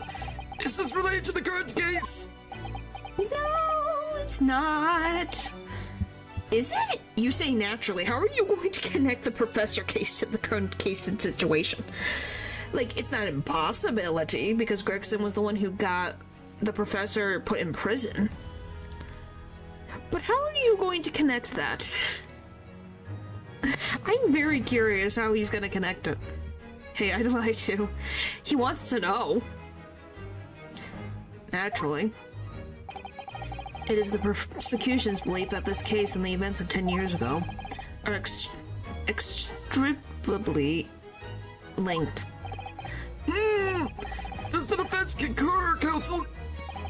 Cosmo, you're not yourself. You're not as calm and collected as usual. Well, no, it's related to his father. Would you be calm? Would you? When this is one of the last people that probably saw his dad alive? Like, that's a hard thing to be calm about, wouldn't you say? Poor Kazuma-sama, no wonder he's acting this way. He may be right, though. Yeah, he might be right. I don't know. That's the thing. Say no? What, and then have Van Zieks put in prison for something he didn't commit? Mr. Vigil's memories of what happened 10 years ago would tell the tale of Genshin Isugi's last moments, his own father. I know, I do understand that, but even so... How are you gonna blackmail the sword? We're... Golly, guys. Prosecutor Isugi, do you genuinely believe that this question requires an answer in order to learn the truth behind Inspector Grigson's death? I need you to trust me, please. Swords are cool.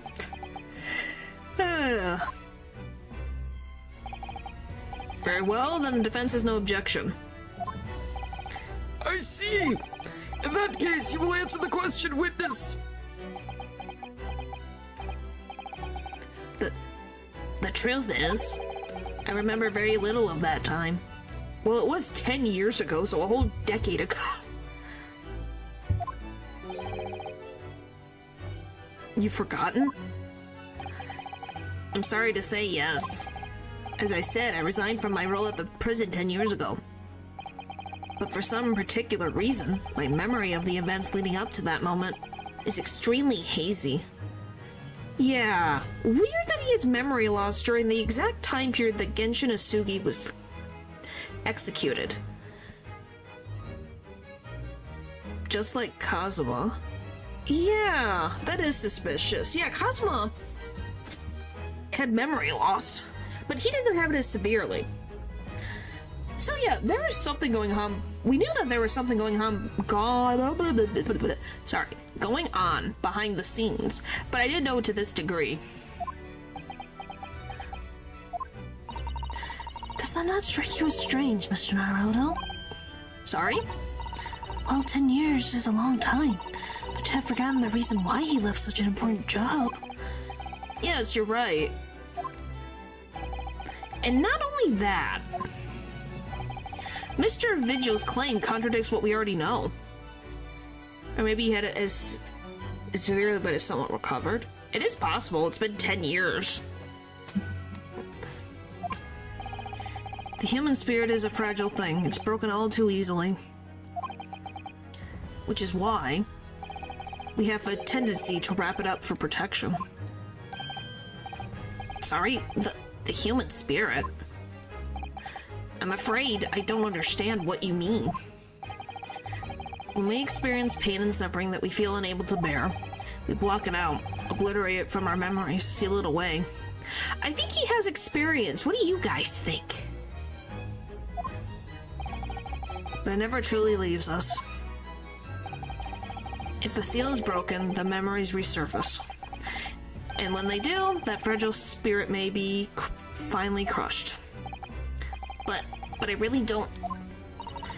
Kazuma-sama. I think about the sword still.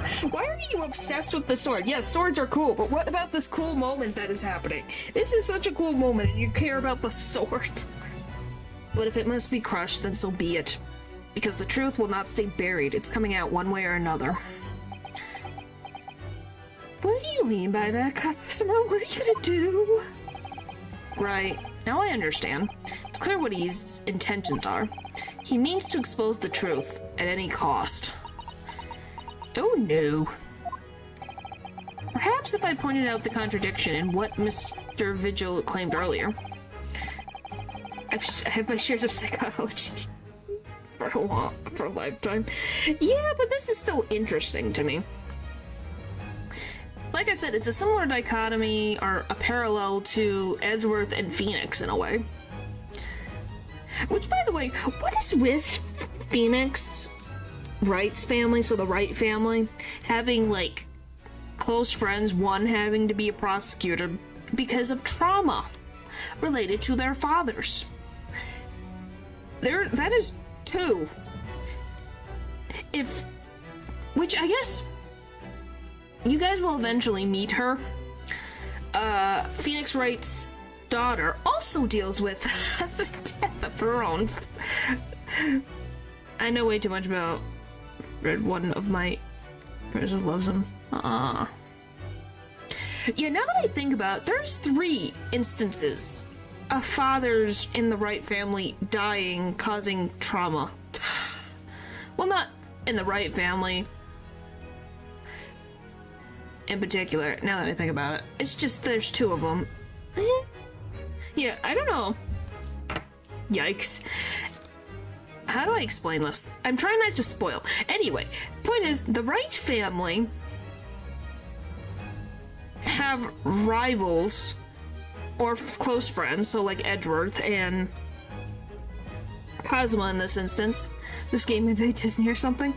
But, okay, to explain it simply, there's nothing said about the mother for either of them, but for Kazuma and Edgeworth, both of their dads had occupations related to law and were murdered. Well, yeah, I guess his dad is kind of murdered, but that's a little thing.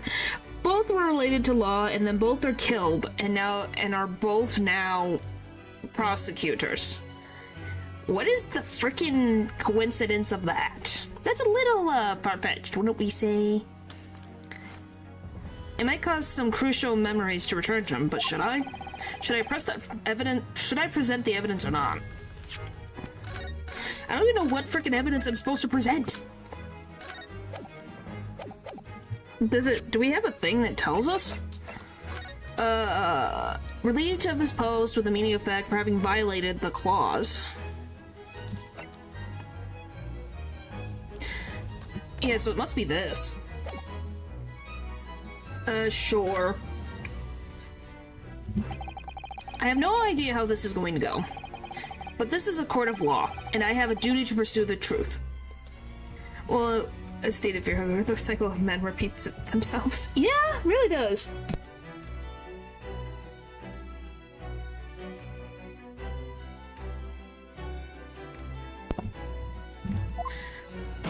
Alright, Mr. Vigil, I'd like you to look at this. Evidence that clearly contradicts your version of events. Blah, blah, blah, blah, blah. I'm going to save just in case. Take that! Just a few moments ago, you made the following statement. I resigned from my role at the prison 10 years ago. Well, yes. Wants to be a prosecutor, watch your back. Yeah. Well, no, it wasn't that they wanted to be prosecutors.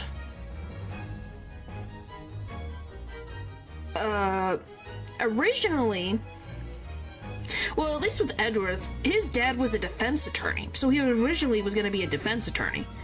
Then he became a prosecutor because he was technically adopted by Von Karma. But yes, so point is, you should be very careful if your child wants to be a lawyer just like you.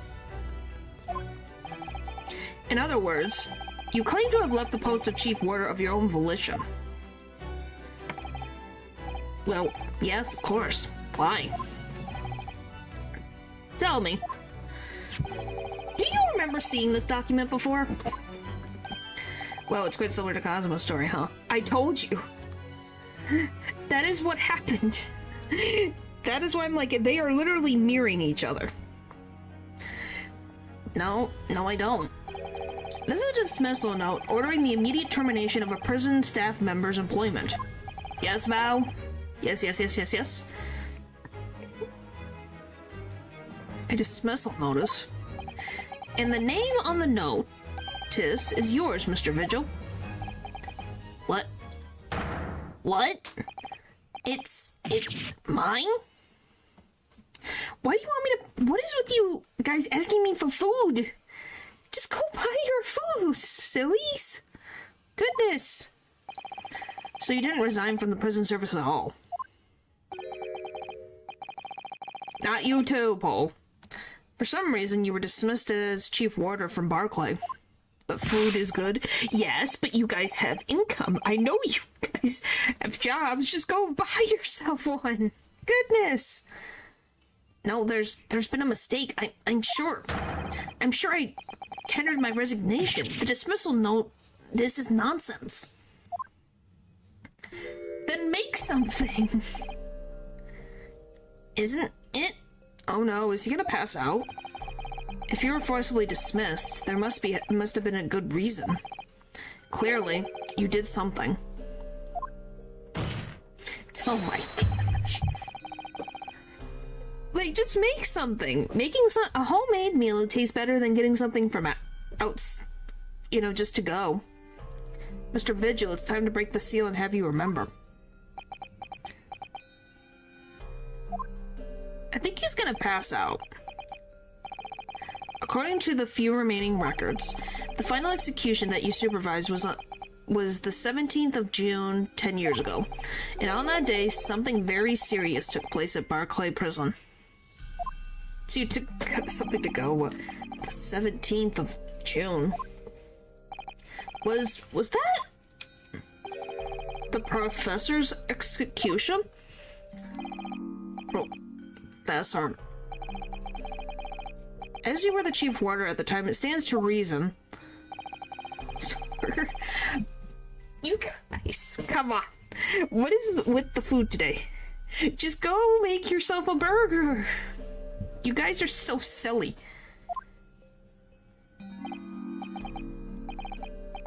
Hang on. That you would have been presented throughout the proceedings. It does sound familiar. And yet, the execution never took place. What? Huh?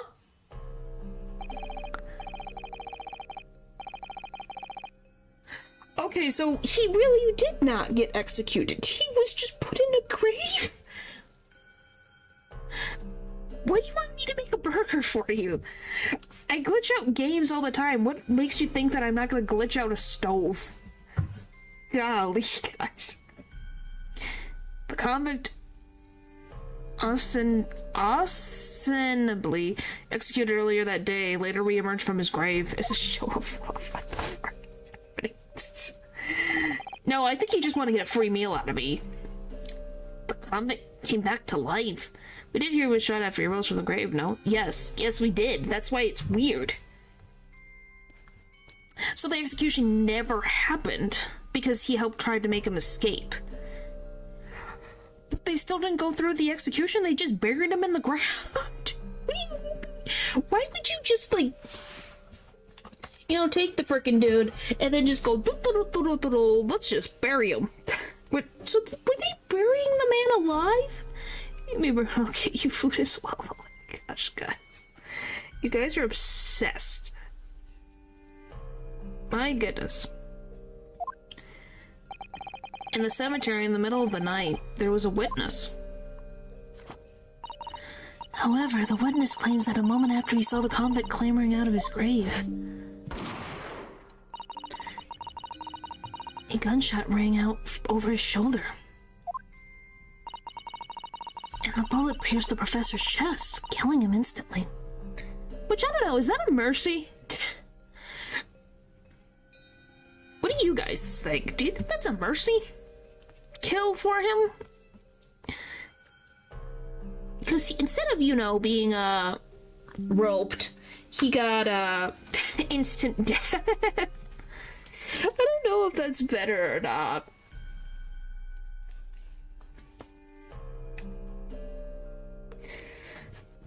Goodness. I mean, and I saw someone rise from the grave that night. Yeah, you'd be, like, scared. Those may have been the professor's actual last moments. Yes, yes. Seeing as you were in charge of overseeing executions at the time, you must know the truth about what really happened. It's in your head somewhere deep down. I love the judge is just sitting here.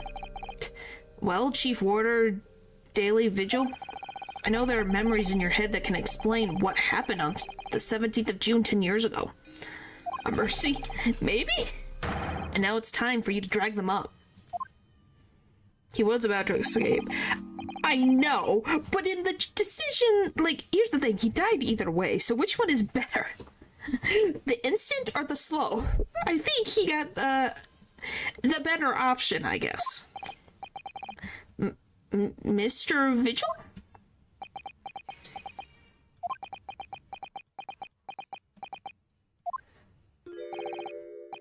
Yes, the whole prison. It was complete chaos.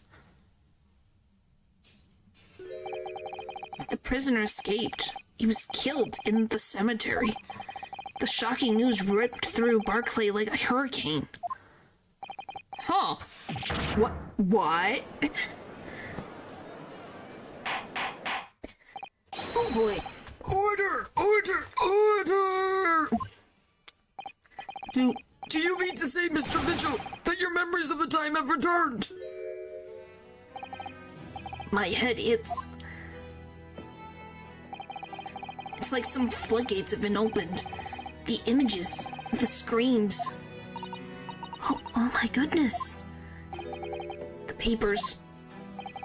There were reports, articles about a man who'd seen a ghost. Yes, Enoch Drebber. But surely those reports were exaggerated. There were traces at the scene. Traces of what? In Lowgate Cemetery at plot number 139, blood, lots of blood. Which snaps your well, depending on how far you fall, maybe instant. Yeah, I'm just saying. I don't know if he got the best end of the bargain or not. That's where the man was buried, of course. Obviously, something terrible had happened there. The depths of conspiracy and depravity from which this tale is emerging are quite staggering. I reviewed the police reports from that time extensively. A thorough investigation was conducted by Scotland Yard to ascertain how the convict managed to escape in the first place. And the conclusion reached by the investigating team was that a member of the prison staff must have been involved. That's a reasonable assertion because this guy was going to be executed that day. And then he disappeared. Then some guy who's grave robbing in the middle of the night sees someone emerge from a grave. That person is then shot. Well, depending on where the bullet is, well, choking on your got pierced. Not a good way to go. Yeah, I don't know. They just said instant, so I have no idea. Are you suggesting that a prison warder, albeit the man's bid for freedom, abetted the man's bid for freedom? Yes, and I was suspected of doing it. Of using that mass murderer's execution as a way to help him escape. But why would they think that? Why him? You did what? I remembered. The horror of it all was coming back to me. One evening, a few days after the execution, some detectives came to the prison. I was called to the governor's office at the top of the watchtower. He's gonna get so dizzy. Holy frick. He was the officer in charge, I guess, but that doesn't necessarily mean he is the only officer that could have done it. Sorry, Daly, this is serious business. I can't help you now. Chief order, you're responsible for overseeing the execution here for you. Well, seems the fellas at Scotland Yard want to have a few wee words with you about it. You'd better pack your things, laddie. You're to attend in person. As soon as he told me that, my mind just went completely blank. And the next thing I knew, means that he was overseeing the whole process, and at the end he didn't unalive it. The professor, what the fuck? I can't read that fast. And I let him escape. I'm finished. My life is over. Ah! Oh my god! So he did? And he's down. Someone get a medic? Can we get a medic in here? I was gonna say, can we get a medic? Bailiff, get a doctor at once! Okay, let me read. The professor, the most hated killer in our country's history. I let him escape. I'm finished. My life is over. Huh. Court is adjourned for today with immediate effect. Yeah, he needs medical attention. This guy just had... With Mr. Vigil's collapse, Oh my gosh. proceedings came to an abrupt end for the day. Hi, Ryunosuke.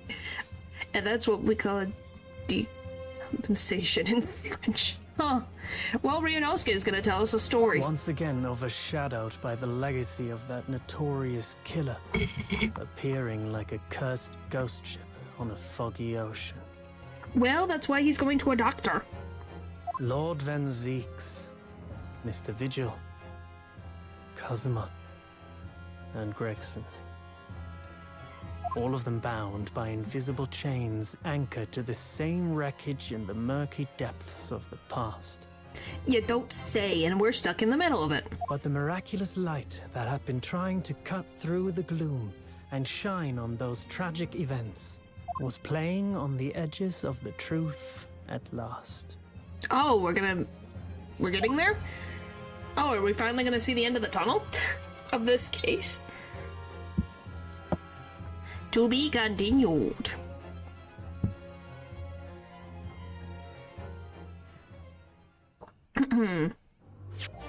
Yes, save the progress. A lot just happened, man. That is a lot of stuff. Right now. Yep. 2nd of November, 3:38 p.m. Shlom's Suite. I still can't quite believe what just happened.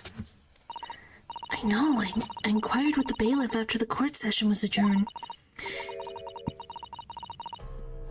And it seems Mr. Vigil was taken to the hospital to recover. Is it the same frickin' hospital that everyone goes to? Right. 10 years ago now, Mr. Vigil attempted to... Oh, no. So that's why he has repressed trauma. He hit the floor. Okay. That explains it. So it's not related to Kazuma's stuff. Yeah, that makes sense of repressed trauma. So Mr. Vigil jumped out of the window of the prison governor's office. But ever since then, he's completely blocked the memory of those events from his mind. Nobody knew his secret.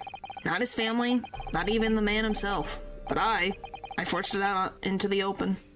So am I trying to treat him using... Oh, I hope not. I hope not. The man's been through too much. Drex, what do you mean? Was it wrong of me to do that? Did I overstep the mark, I wonder? Bruno! Oh, Iris. You were miles away. Anyway, I brewed a fresh pot of soothing tea for you. Oh, thank you. You and Susie have had an exhausting day so far, haven't you? Oh. Thank you, Iris. How thoughtful of you. Do you happen to know where Mr. Schloms is? When we came out of the courtroom back into the defendant's antechamber, he disappeared. Does she know? Know what? Forgetting what happens after you try to quit the server? Oh, boy. Does she know what in particular? About the professor case? About her father being, not in this plane of existence? What in particular? Oh, no, I don't know. He just suddenly sprang to his feet and left and said, I must leave. That Gregsy has passed away. Yes, she does.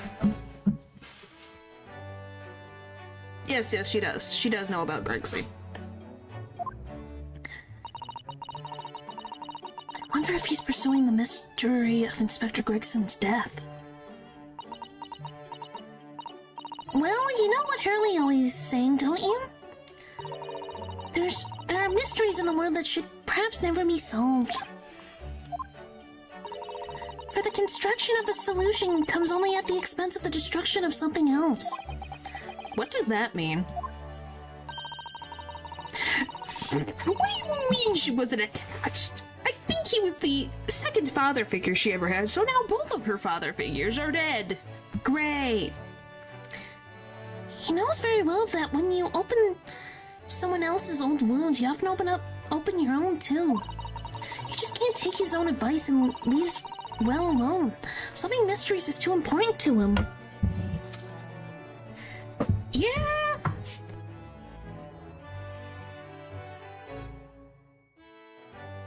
She's either in denial or just doesn't care. I think she's in denial. She's also 10. That's so true. But that's what I like about Hurley after all. I suppose that's the lot of a great detective in some ways. So then, let's have tea, and then I'll give you a hand. Oh, do you have time, Iris?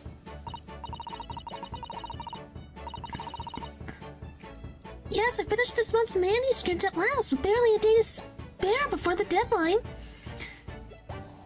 Yeah, she might just be hiding it. And she also is someone who has obviously matured very quickly. So maybe she feels she has to be very mature about it. Or avoid thinking about it. It's true. We don't know. I'm so looking forward to it. A brand new story to read in the Adventures of Herlock Shalom's. You know, I always hide Hurley's violin in the days before I have a deadline. You do? Poor Mr. Slomes. I'm sure that's very wise, Irish. How sensible of you. Maybe it's a plot hole. We're not gonna worry about it. Now then, my dear fellows, let's make a plan of action before we continue our investigation. Okay. Converse. This morning's trial. So how did it go in court this morning? Yes, Iris. Yes, this is Iris. Like... What do you mean? Huh? What are you talking about? Well, we still don't know the truth about what really happened, but there's one thing increasingly clear. Lord Van Zeeks definitely didn't do it. Oh, goody! Yes, that's right. We managed to uncover several new facts as well. Go right home tomorrow. It's cool. Huh. Oh, really? And there was another development too. Kazuma. Yes, it's quite clear now. An obscure reference, I see. That Kazuma-sama is not himself. The way he's acting, it's almost as if he's possessed. I wouldn't... Like, here's the thing. I think he's just very determined to find out the truth. Weird. No, I've just never heard of it. It's not weird. I just don't know it. I'm sorry. I know. I mean, at the end of the proceedings earlier, he was like a bloodhound the way he was chasing down Mr. Vigil's forgotten past. He's not normally so mercilessly persistent. So scary, very. I think maybe I've heard of it before, I just haven't watched it. What's going on in his head, I wonder? I really need to sit down with Kazuma and try to understand what he's going through.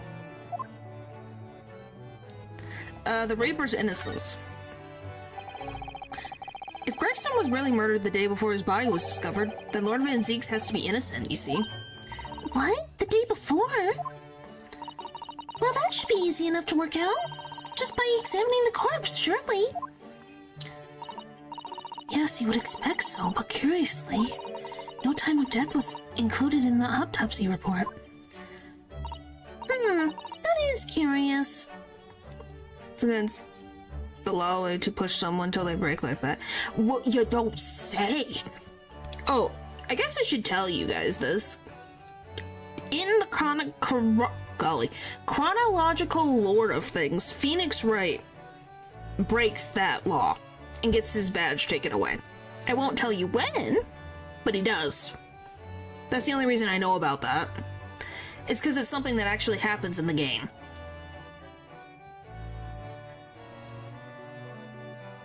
So yes, the great Phoenix Wright loses his attorney's badge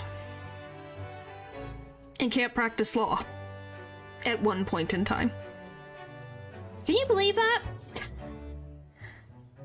That is curious. There are still unanswered questions about Lord Van Zieks, though, aren't there? So you choose to break the law for your friend. Great. We'll be breaking that law for real. Noted. The frick? What, noted that I said about Phoenix? Yeah, it's a thing. I won't tell you when or where. You'll find out on your own. It's not really a spoiler, because it's something that you figure out... Well, how is a spoiler? But when is, like, one of the first things you hear about in the game.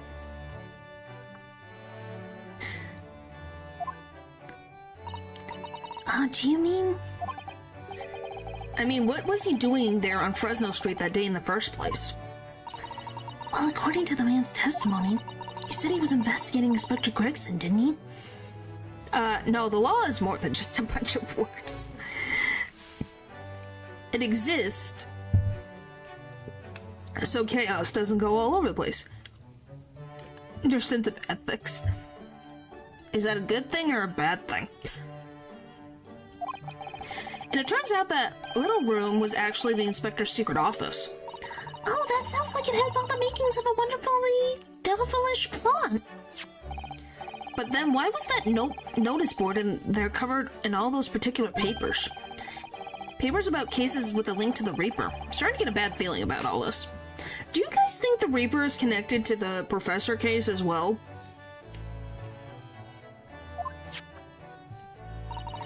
Oh dear, that sounds more like something horribly devilish. We must start by looking into Inspector Gregson's movements of late. No, they're not you, paper. Different papers. Gregson's movements.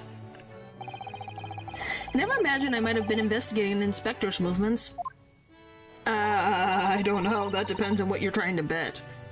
Well, according to the entry in this diary, he was carrying out an incognito investigation of the Red-Headed League the day before his death. There's different ones? Yes, there's different types of papers.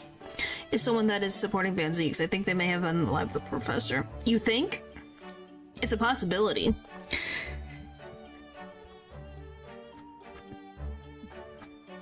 Like, they're a vigilante, that's for sure. We know that much. Because Van Zeeks is not the one causing these deaths. Oh, you mean he was doing the same as Hurley?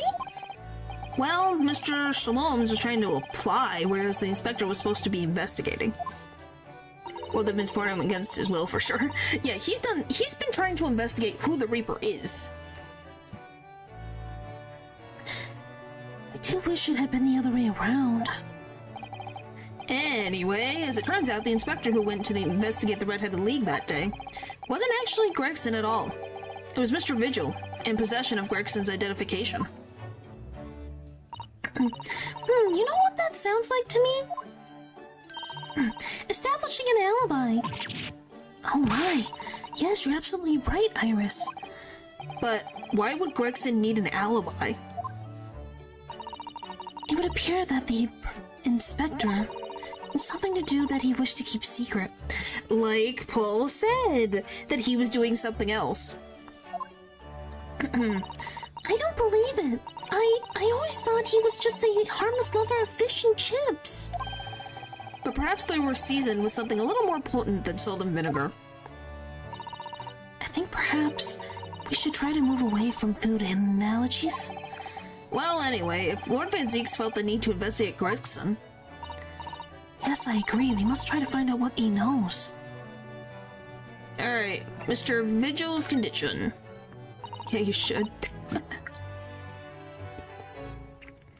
Golly. Not another one. What the frick? Vigil, you say? Isn't that the name of the lady who came to visit Hurley yesterday? That's right. Ask Mr. Shloms if he would help her to find her missing husband. Oh my gosh. Why? I am not your wallet. Only Mr. Slum's completely passed the buck to us. Technically, we already had a fishing stream. We literally had an Ogu stream where I was fishing. Actually, didn't you say that Mr. Vigil had been taken to the hospital? Do you know which one?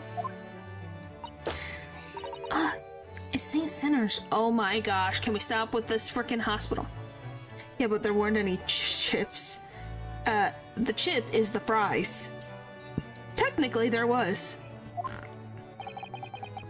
Because I played a restaurant minigame. I'm starting to wonder if all the other hospitals in London have closed down. So do I, Ranosuke, so do I. But that's amazing, Runo! You found the lady's husband already! Womp. No, not me. Oh, you happy now? Oh my gosh. When do you guys plan your own dinners?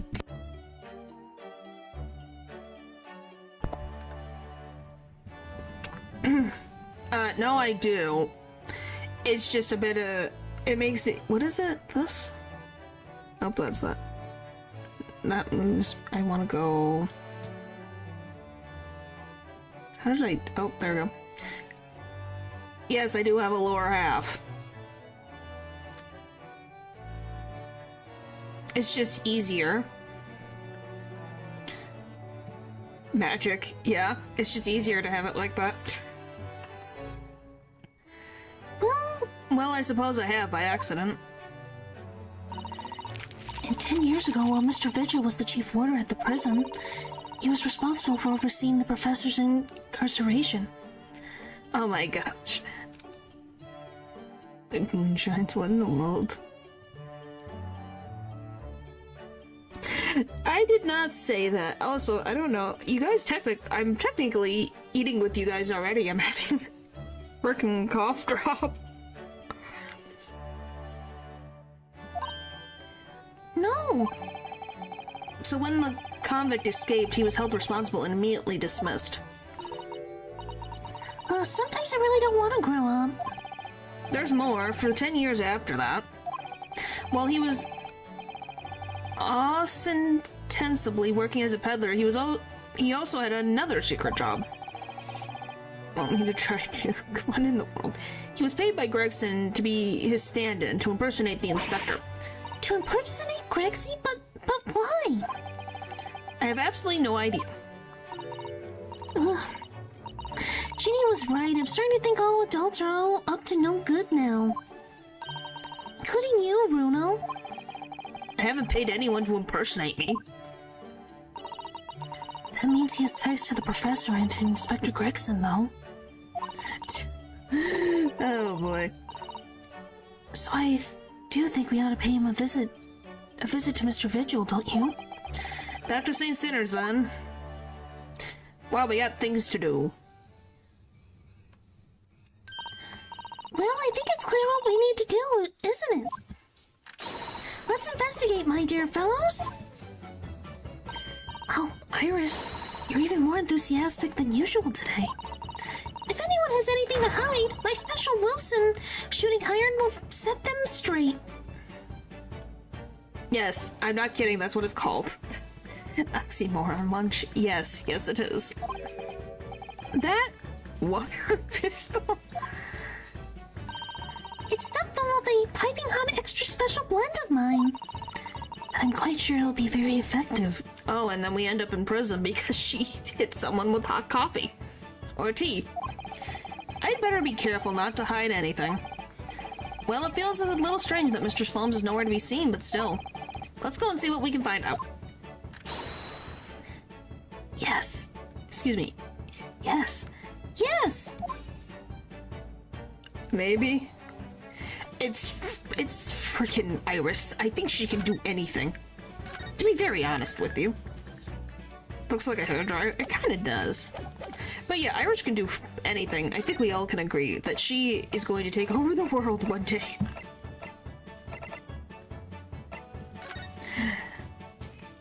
And she's only 10.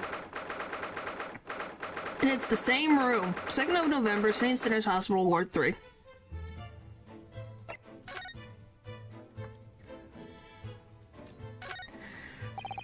This must be the patient's treatment notes. Let's see. Tendency to jumping from windows. Remember to place cushion at base of wall outside. Aren't we a story up from the ground here? Oh dear. Poor Mr. Vigil. I can't help feeling there's a better solution to the problem than a cushion, though. Finding something you'd lost isn't always a happy experience, it turns out. Pursuing the truth can be a very dark business sometimes, can't it? Yes, I'm afraid it can.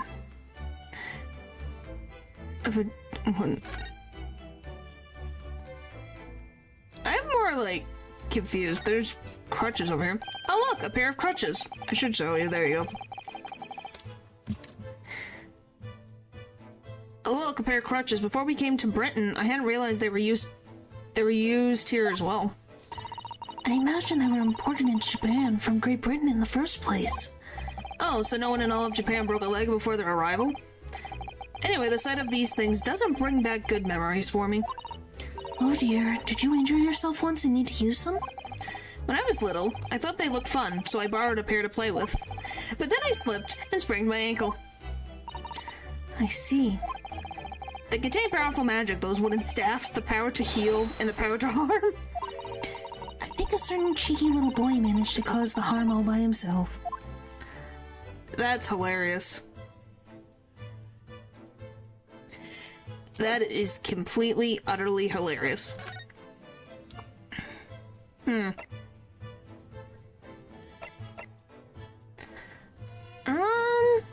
I guess we'll go to the prison. Oh look, our favorite guy is reading again.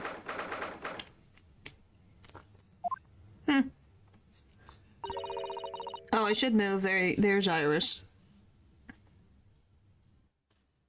By the way. Lord Van Zeeks is reading. Look. It was mentioned there's an...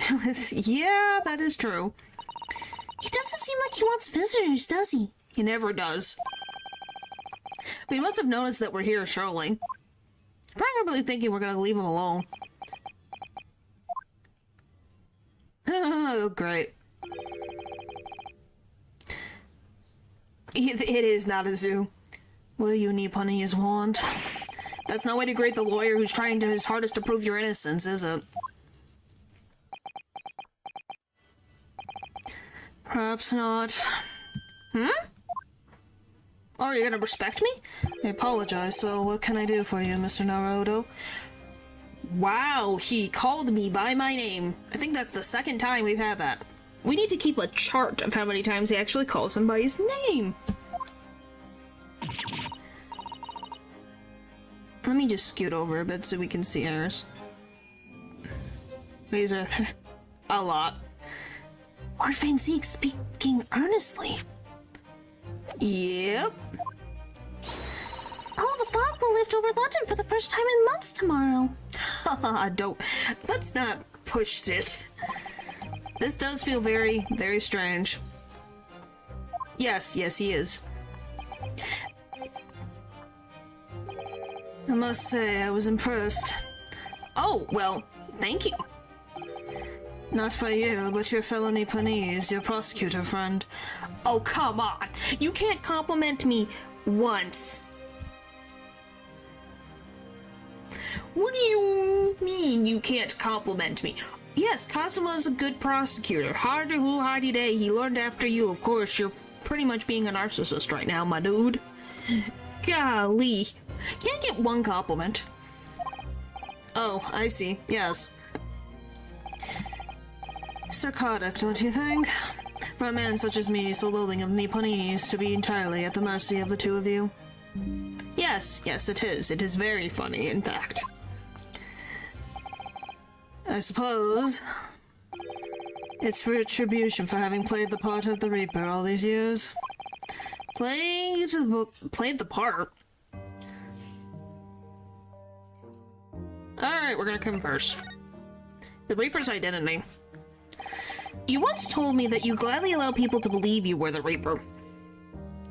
One compliment. Well, thank you, Eldridge. I was more talking about Ryunosuke, but thank you for the compliment nonetheless.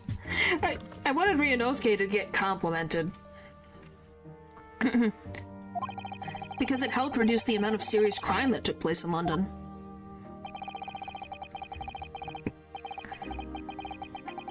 If keeping quiet and playing the part benefits the cause I myself am committed to pursuing, then why would I choose to say anything?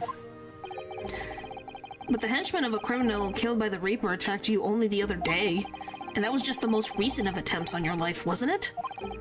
Someone is clearly profiting from your silence all about this. Someone is using you. Believe me, ever since the Reaper first appeared, I've been doing my utmost to expose him. Or rather, expose the organization.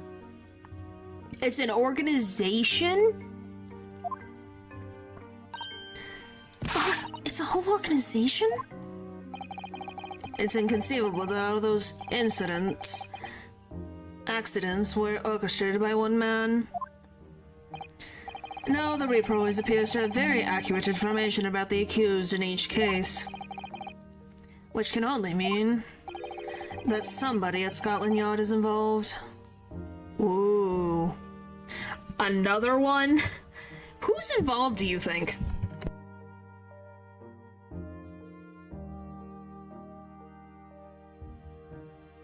I don't think it's the judge. He's not part of Scotland Yard. Someone at... You can't mean... It's taken me many years, but I finally identified the essential figure in this Reaper organization. Are you gonna tell me it's Gregson? Really? Tobias Gregson. Really? He is the connection to the organization? No. Gregson the Reaper? Wow. Gregson's secret. So, the reason you were investigating Inspector Gregson is because you intended to expose him as the Reaper?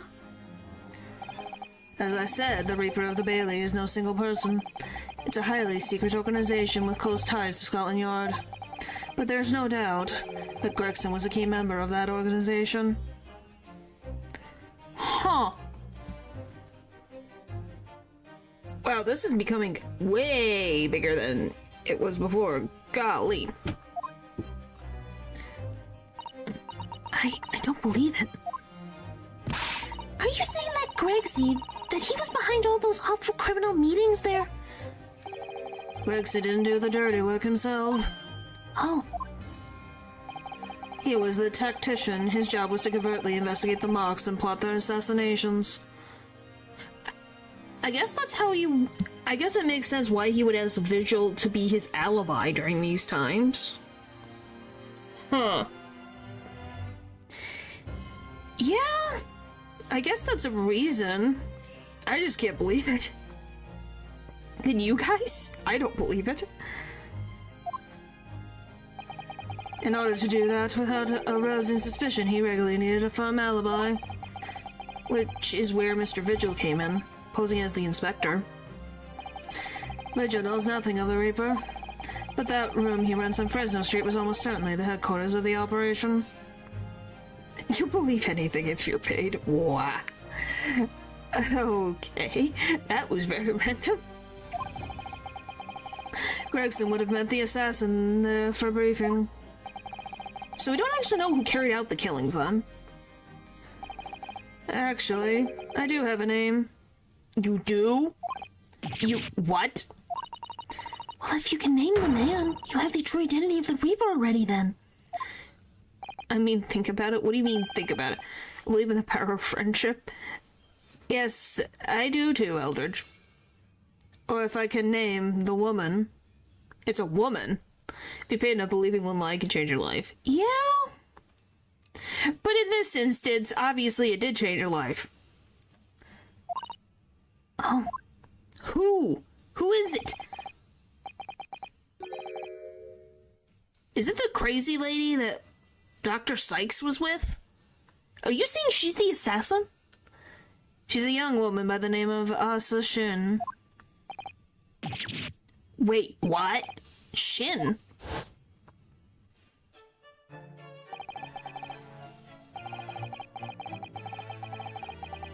Wait, that's her name. Wait. Wait, are you telling... Wait, huh? But she's dead. You're saying she's the assassin? But she's dead. Huh? She's dead. We saw her dead body. Miss Ashin, the true name of a terrifying killer I know only too well.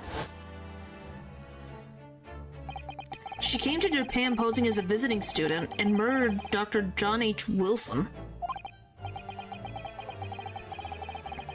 Yes, her name is Assassin. Then just when it seemed that diplomatic protection would help her escape Japan and conviction, the mysterious woman was herself murdered in a small summer beach hut. And that woman was actually the Reaper of the Bailey? Yeah, but she's literally dead. Like, she is dead. She did not come back to life once. Her body was not missing. So, I think she's dead. Yes, Eldridge, but not in this game. Yes, that is a correct... Yes, Jesus did come back to life. But that's not what we're talking about in the game. Mr. Naruto, this perhaps isn't the place to discuss. No, of course not. We can't mention it here. The fact that she killed Dr. John H. Wilson. Are we not going to talk about it? Are we just gonna leave her in the dark for the rest of her life? Because Iris doesn't know, and it's very likely that the man was her father. Osa Shin, I should let father know at once. Yes, I agree. Oh my gosh, Prosecutor Asugi. That follows those in TBC. Well, Gregson's dead. We know he's dead. Literally. So, you know, I think there is actual death that exists.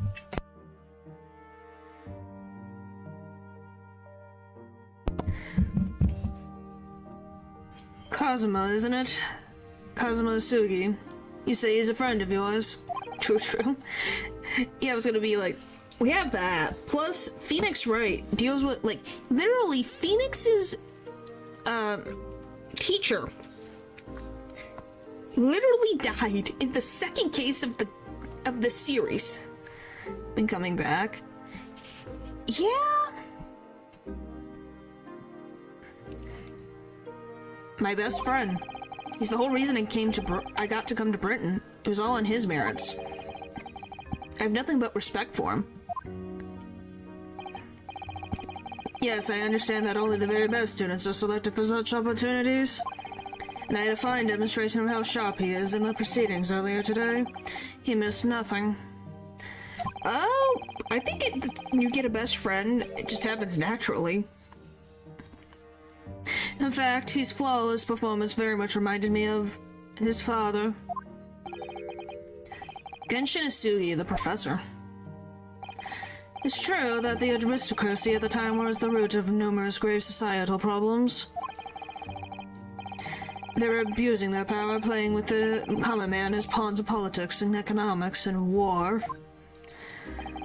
In many ways, Isugi was carving out a canker? Excuse me. In many ways, Isugi was carving out a canker from society that we British couldn't deal with ourselves. Chemistry, after all. Yep. I see. Are you saying that your brother Clint, then, was part of that?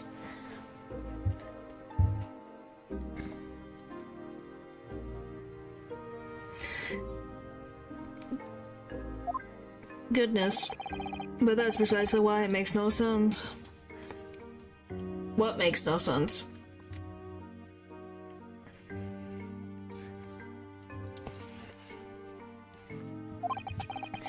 Clint Venzies is a noble and upstanding man. He wasn't corrupt.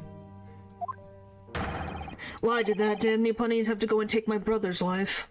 That's why I'm asking. Also, maybe you don't know your brother as well as you think you do.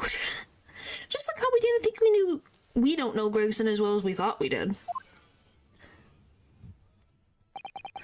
In spite of having once saved mine.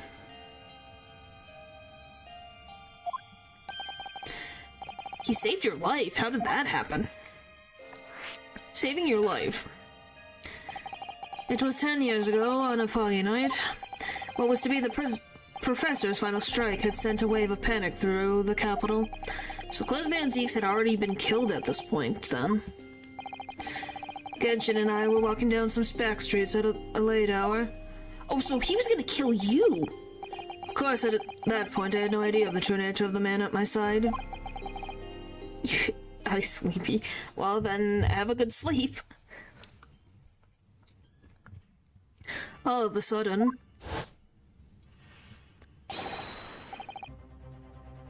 Don't make a peep, you're coming with us.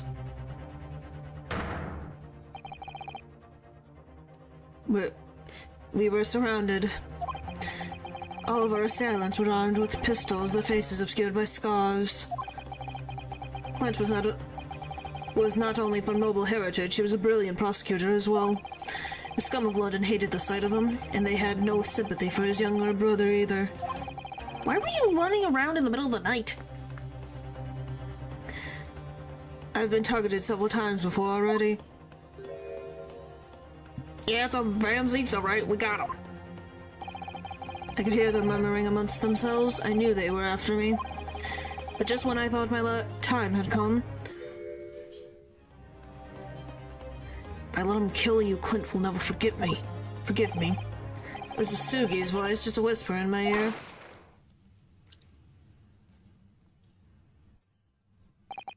After that, I don't remember exactly what happened. The next thing I knew, there was silence all around. Genshin lay on the cobbled street. Blood was seeping from his left hand. He'd shielded me. Do you think Genshin actually committed the murders, or do you think he was framed? 2 days later, they arrested him on suspicion of being London's most notorious mass murderer ever, the Professor. How awful for you. All at once, I lost the brother I revered and the foreign friend I held in such high regard. so sorry, Lord Van Zeeks.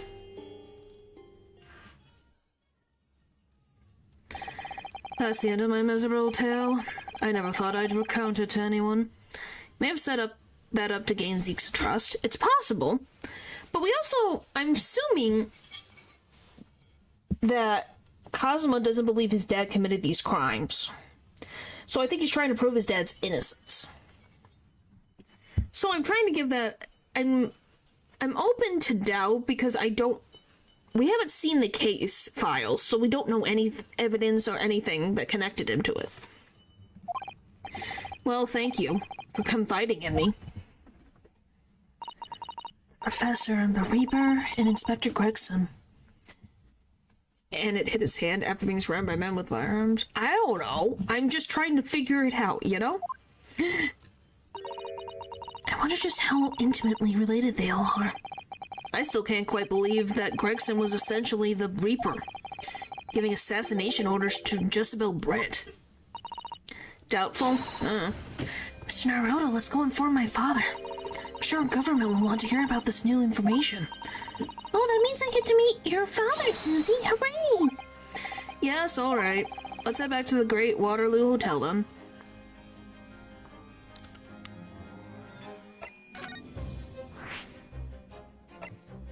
Well, do we need something in Fresno Street? I don't remember.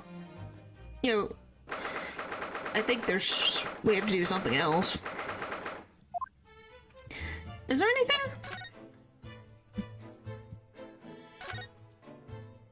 I don't know if there's anything different. Not from what I can see.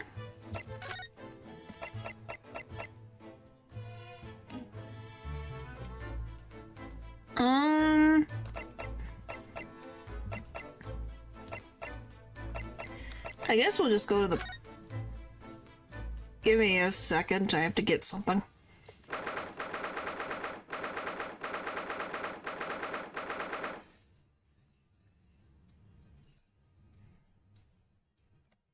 Ha! I am back. Great Waterloo Hotel, foyer. I thought yesterday, and I think it again today. This place is so princely. It's a wild guess, but I have a feeling you'll think the same tomorrow, too. My tea has a finer fragrance than whatever they're serving in the tea room here, though, wouldn't you say? Yes. Yes, Iris. Oh, look what we have here. This is an unexpected pleasure. Ah, Father. Oh, is this your father, Susie? How lovely. What a charming young lady, and you are?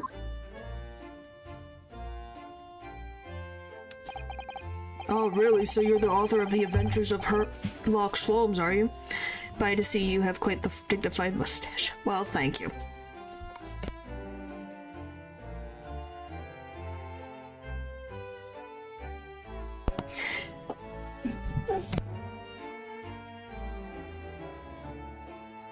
Alright, I gotta take another puppy break, sorry. I'll be right back.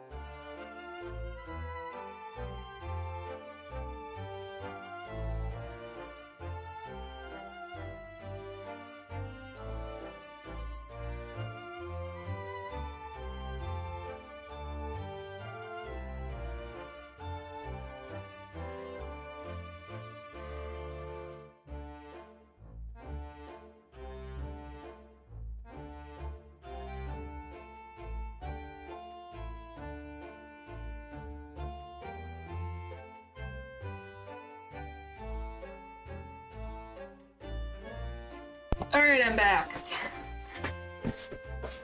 Okay. Oh. I went through an adventure. Golly. You guys really like this mustache, man. What is it about this mustache that you guys like so much? It's not like it matches anything.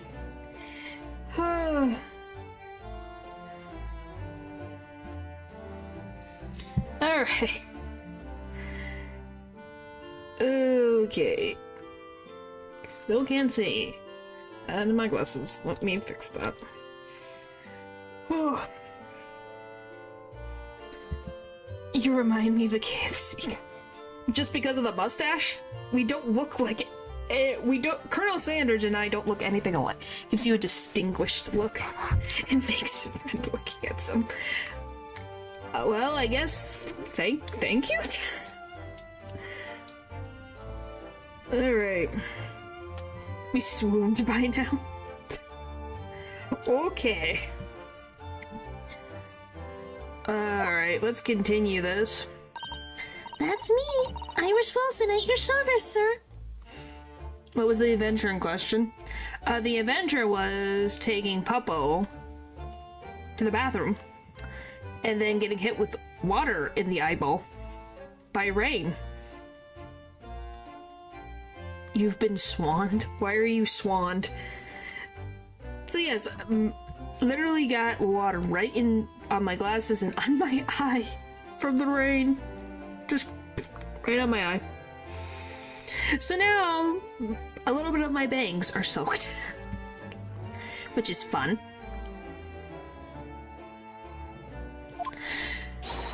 Susie's been such a wonderful friend to me over the last year, you know? Well, Miss Wilson, I must say I read your work regularly with much interest. Iris actually lives with Mr. Slomes, you know, Father. Fun for me, yes. Uh-huh. Is that so? Well, perhaps that goes some way to explaining the bright look in your eyes.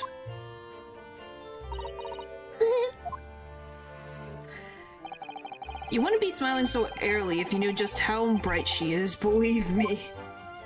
Oh boy. Now then, young Naruto, it's a pleasure seeing you in action earlier. As an invitee of the symposium, I was allowed to observe from the gallery, after I twisted some arms. And I must say, it was truly exemplary performance. Oh, well, thank you very much. Although I'm fairly sure you omitted by Kazuma on the end there. She's so much brighter. Yes, we're not gonna say Shlomes is stupid. He's smart. But yes, Iris, at 10 years old, has a lot of stuff going for her. Like, she's gonna surpass Shlomes in a couple of years. No, please don't misunderstand. It was you who impressed me. Really? You didn't miss a step against Asugi, and we all know how capable he is. Really, to have matured in such a fine defense lawyer in less than a year, it's quite extraordinary. It's very kind of you to say so. And really nice to hear. Yay! Ryunosuke got complimented! Finally! What I saw in court today confirmed what I've been hoping for. A favor I mentioned yesterday, Naruto. I trust you haven't forgotten? Oh, no, you did mention something, didn't you? But first, we have something to report, Father. Of course. Shall we take tea while we discuss some matters further? I wonder where Judge Jigoku has gone to. Good question. Where did the judge go? About the Reaper. Father, do you know about the so-called Reaper of the Bailey? I've heard rumors. Some members of the judiciary explained it all to me yesterday. Of course, when I was visiting student here in London, the Reaper was yet to emerge. Right, he didn't appear until after that case, when the visiting students had already returned home. Huh? Does that even exist? In Britain? Huh? Lord Van Zeeks, who was in the dock today. That was Brooke, the younger brother of Clint Van Zeeks, I believe. That's right, and he's known throughout London as the Reaper, as you've heard. But the truth is, Of course they did. That's where you find men usually after months at sea. I don't know. That wasn't exactly stuff that I looked into, so I'm just asking. it wasn't him behind all those mysterious deaths. It was someone else. I see. So what you're saying is there's been a professional killer at work here? Exactly. Someone by the name of Ah Shin, in fact. I beg your pardon? Did you say Asa Shin? You mean that Jezebel Brit woman who was responsible for killing my great friend? Oh no, a friend of yours was killed? Oh boy. Oh, Professor Mikatoba, I think perhaps we shouldn't discuss this right now. Because the friend the professor is talking about is John H. Wilson. And that's not something we want Iris to find out about. Not like this, anyway. When do they want to tell her this? It's been a year since her father died. Are we not going to tell her anything? Why hasn't Herlock told her? You cannot tell me that Herlock does not know that his close friend died a year ago. Victims of Jack the Ripper. Yes, I know that. But does that guarantee a brothel to be in things? I don't know.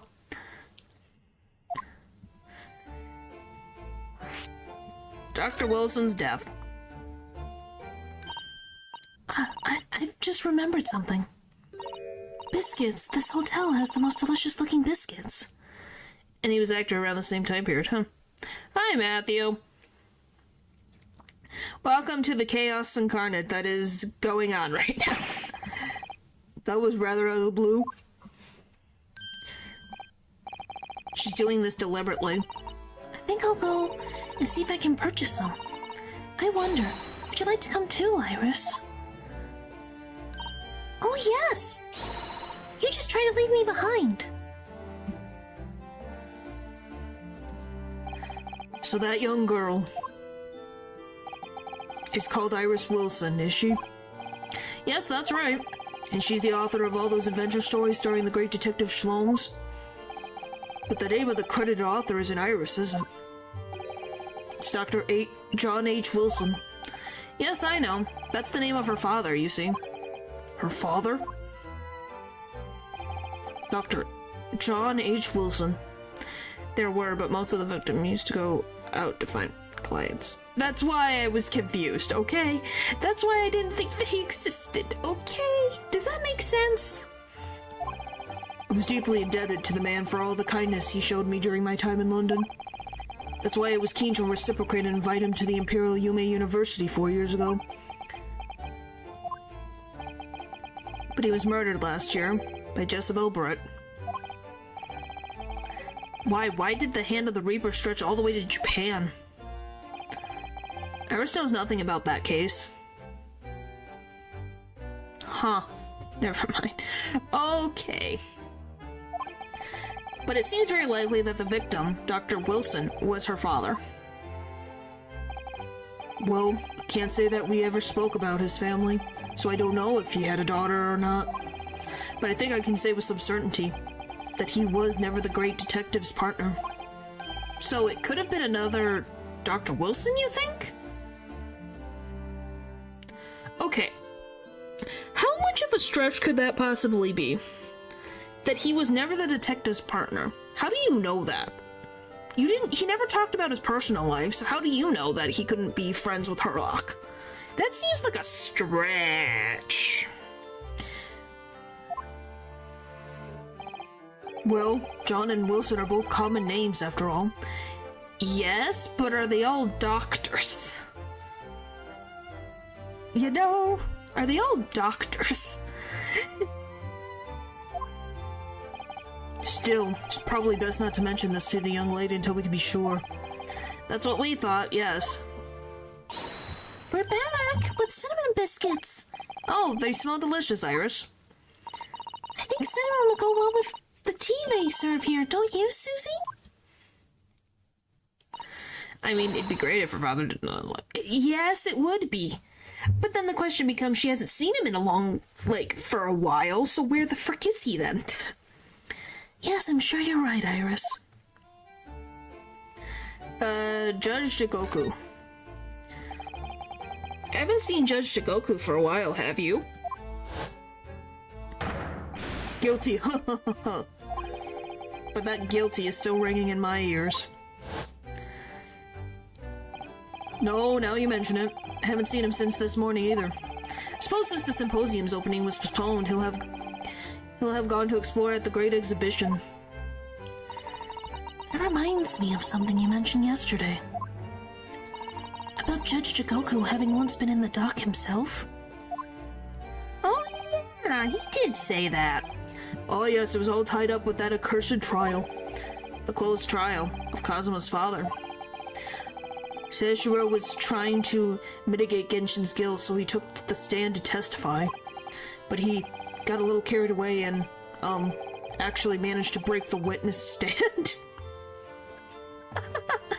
Wow. I don't think we have that happen that often. The witness stand just being destroyed. Oh my. He doesn't end up a victim in the next trial, that judge. I hope not either. He's a nice judge. And obviously he cared for his friend. He didn't know what his friend was up to. So he was like, this is who I know as a person. You know? He also said some contemptuous words about the British Empire for which he was charged. Oh dear. Although it's worryingly easy to imagine him doing that. Well, it was all right in the end. He was acquitted and we returned home to Japan together. Thank goodness. Oh yes, talking of Seishiro, I have a copy of the photograph we all took together here yesterday. Please. Aw, look, it's a cute photograph. Oh, what a lovely picture. Certainly seems to shout, we arrived in Britain. The commemorative photo taken in the Great Waterloo Hotel in the morning of Professor Mikotoba and George Jigoku's arrival in London for the symposium. Please don't be dead. Please don't be dead. Please don't be dead, Jigoku. None of us had any idea what was coming when we took that, did we? No, that's so true. I'm scared. The favor. So, you mentioned a favor that you'd like to ask me. That looks like a death flag. Yes, it does, and that's why I'm worried. Why? Because it's like the frickin'... It looks just like this photograph, and I don't feel comfortable about it. I do not. It don't feel good, because... as we can tell, Van Ziek's the only one alive in this photograph now. So I'm a little bit worried about the new one. Well, this fateful trial that you're fighting, one way or another, it will be over before long. And when it is, I'd like you to accompany me back to Japan. Huh? Why? You want me to do what? What? Father, what's the meaning of this? Now, Sasato, you should understand. You've seen how our courts work firsthand. Japan's judicial system is in its infancy, especially when it comes to defense. Oh, you mean? The Supreme Court of Judicature is in desperate need of a good defense lawyer. As soon as possible, really quite urgently, in fact. But why me? Why not Kazuma over there? Why me? But I've not even been in London a year yet. I've read all of Sasato's reports. I'm well aware of your extraordinary talents. And having seen you in action with my own eyes earlier today, there's no question. You, Naruto, are precisely the man our country needs. We're moving up in the world, I guess. And we're still just a student. So, you'd be leaving then, Runo? Then, what am I supposed to do, Father? You came here to serve as Asugi's judicial assistant. Oh yes, she was supposed to be Kazuma's assistant. Our government is still in the process of deciding how best to deal with his situation, though. Yeah, that's a whole thing. You've always chosen your own path, Sasato, and I trust your judgment. In this matter also. Well, I'm glad that he trusts his daughter. Father? Please, the pair of you, don't look so downcast. It's merely a suggestion, you understand? A hope, if I'm honest, but I won't force you. All I ask is that you consider it, and come to a decision by the time this trial concludes. Yes, all right. You won't leave, will you, Bruno? Oh no. Oh no. The thought hadn't even crossed my mind.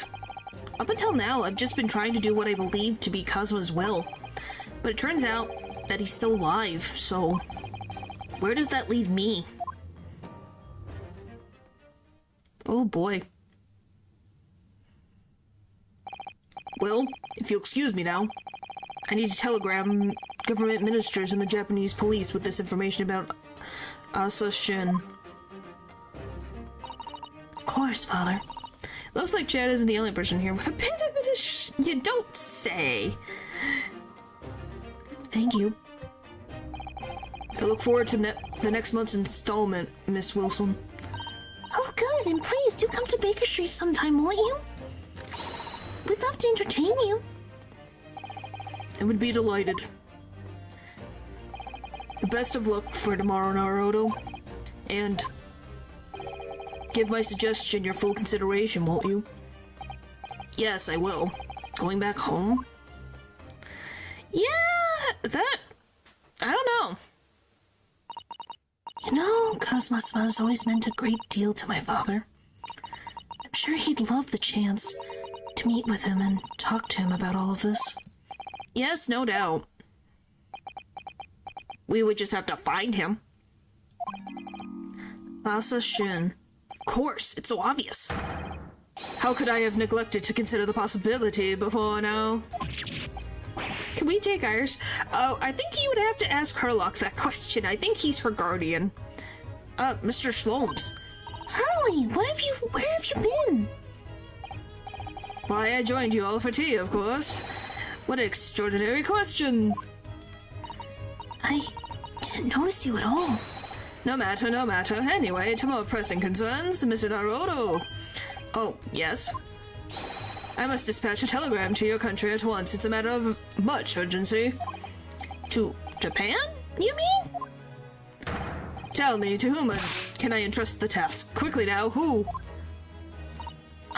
Well, my father has just now left to send a telegram to the Imperial Police Bureau of Japan himself.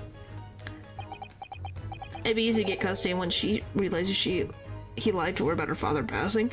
What about us then? If we know about it and we were the ones related to being accused of killing him until we proved our innocence. You know? I see. Well, he looks reliable enough for a beard fellow. What the frick does that mean? I don't think my father's sports could be considered a beard, Mr. Slomes. There is not a moment to lose. Kindly ask your trusty unshaven father to see this send. I will, but what is it? Danny thinks it's Herlock didn't want us to, I guess. But we're still complicit in not telling her. No questions at this time, if you please, Mrs. Sato. All we can do is pray that for once, my deduction is awry. Doesn't that imply that your deductions are normally correct, Mr. Slomes? Which isn't exactly... Now then. Captain Genius daughter. Oh, come on, we're not gonna throw Herlock under the bus. We like Herlock. You may be surprised to learn that I am a very busy man. I certainly have no time to hide behind tease and eavesdrop on other people's conversations. Yes, you are, Slomes. So that's what joining us for tea meant.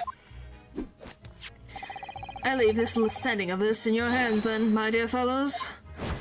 We do? Yes? Oh, wait a minute, Mr. Slomes. Well, you like me saying shaloms, do you not? If he doesn't exist, I wouldn't say it. But don't we like Iris more? Yes. He's just he just sort of ran off, didn't he? At quite a pace. And left the unpaid bill for his tea behind, too. I must catch up with Father at the telegraph office at once. Like you saying shalom. Well, it wouldn't have happened if he didn't exist. And I'll run and call us a cab straight away. Away they went. And there was me thinking everyone would be clamoring to pay Mr. Shalom's bill. I prefer Crixon, to be honest. Where am I going? Where am I supposed to go?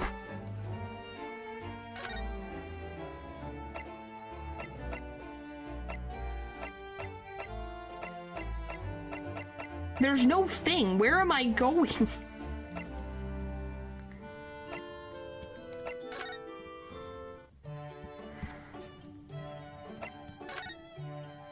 Can I go from here? Where am I supposed to go?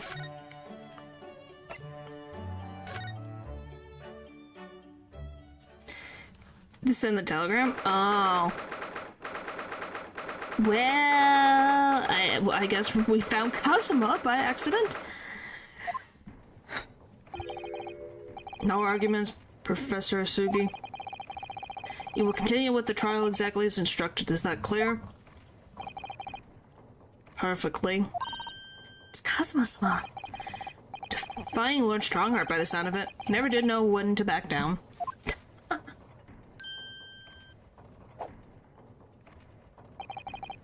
On your way now, Asugi. My lord. Hi, Kazuma. Kazuma? Nothing? Not even a bye? He left without saying a word. Great. Yes, what are you doing here? Oh, well, I was just hoping to ask you a few questions, if you would mind. Oh, and by the way, I couldn't talk to the receptionist. It just said to move. None of the other things were open for me to do anything, so I have no idea where I'm supposed to go. I wanted Van Zeek's trial concluded today, but Prosecutor Sugi, unwelcome inquiries are going to take it longer than necessary. Unwelcome inquiries? I see. Yeah, I don't know where to go. As a result, I'm losing even more precious time. On what? Your symposium's still going, is it not? It's postponed. Shall we look at the message later? Yeah. We probably could look at it now. Don't we just get it in our inventory? No, we don't have it in our inventory, so we can't even look at it. Currently 2 hours, 55 minutes, and 41 seconds. 42, 43... We must resolve everything before 3 hours have passed, Mr. Naruto. In a miraculous not even 5 minutes? Boo. Yeah, it is boo. Anyway, I can't let the man's obvious bad mood put me off. I need information. Good job, Ryunosuke. Just goody two-shoes. Yes, yes, yes. The Reaper. But then we would probably learn stuff that we don't need to know yet. Did a Prosecutor Sugi believe that Lord Van Zeeks is the Reaper? I wouldn't know. It was 10 years ago, in that fateful closed trial, that Lord Van Zeeks made a name for himself among the judiciary. But the next trial he fought, he lost. It meant the ringleader of a criminal organization was acquitted, thanks to all the jurors being under duress. You wanted to see too? Yes, I did, but I'm assuming it doesn't play a part until later. But that's awful. The man's freedom was short-lived. He lasted just 3 days. Yes, let me see. He died in a rock slide at his place of work, I believe. Where the frick is his place of work? Correct. That was the inauguration of the Reaper of the Bailey. And people believe Lord Van Zeeks was responsible? He made a landslide. Really? He was brought to trial himself, but it was shown to have been an accident. So he must have had a solid alibi then. Nevertheless, the mysterious deaths continued. In total, 16 persons perished in unusual circumstances, ostensibly at the hand of the Reaper. With a couple explosives. Yeah, but then they would have found proof that he had explosives. Obviously, they had nothing to prove that Van Zieks was the one who did it. That's a long run of coincidences. Well, the Reaper's true identity may well be revealed by this trial. And the impact that revelation would have on the British public cannot be understated. Is that why it's a closed trial? Precisely. Closed trial. This country hasn't seen a closed trial for 10 years. So the last one was the professors? The trial of Genshin Isugi? Correct. Actually, we heard that originally. You were going to prosecute that trial yourself, Lord Strongheart. Van Zieks entreated me to relinquish the prosecution to him, that he might avenge his brother's death. And here we are, 10 years later, with the son of the man Van Zieks has condemned, now looking to avenge his father's death in the same way. They do say that what goes around comes around. However, it would seem that the new young prosecutor is harboring some ulterior motive as well. Another motive? What's Cosmo's other motive? Cosmo is, I like my organization to run smoothly in the exact manner that I prescribe. With that giant clock in here, I won't tolerate a single cog being out of step with the others. Ah, so that's what all these gears are about in here. If the young man refuses to mesh with the other parts of my great machine, I will be forced to take steps. What do you mean? Yeah, what do you mean by that? Not something with which you need to concern yourself. In any case, all your questions will be answered tomorrow.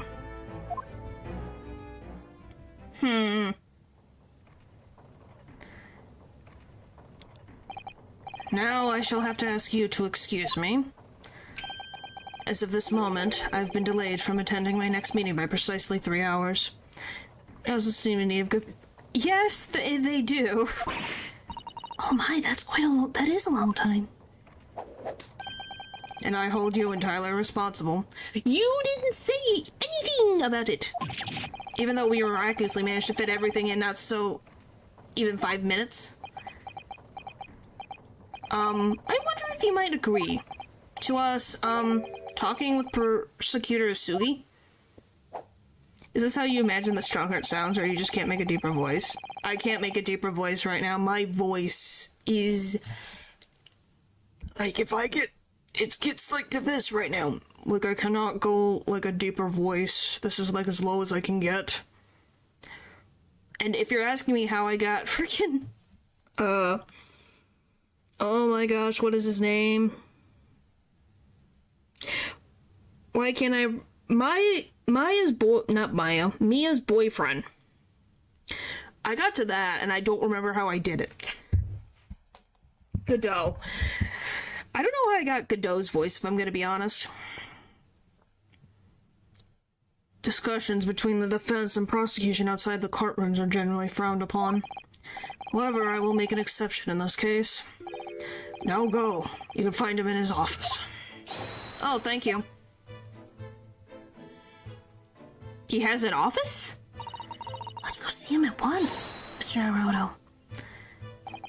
Cosmo's my best friend in the world, but I'm really not at all sure I know how to talk to him at the moment. I'm not either.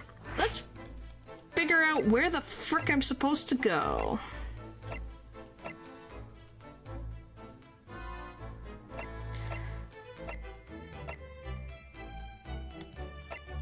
Well, Van Zieks' office, I guess.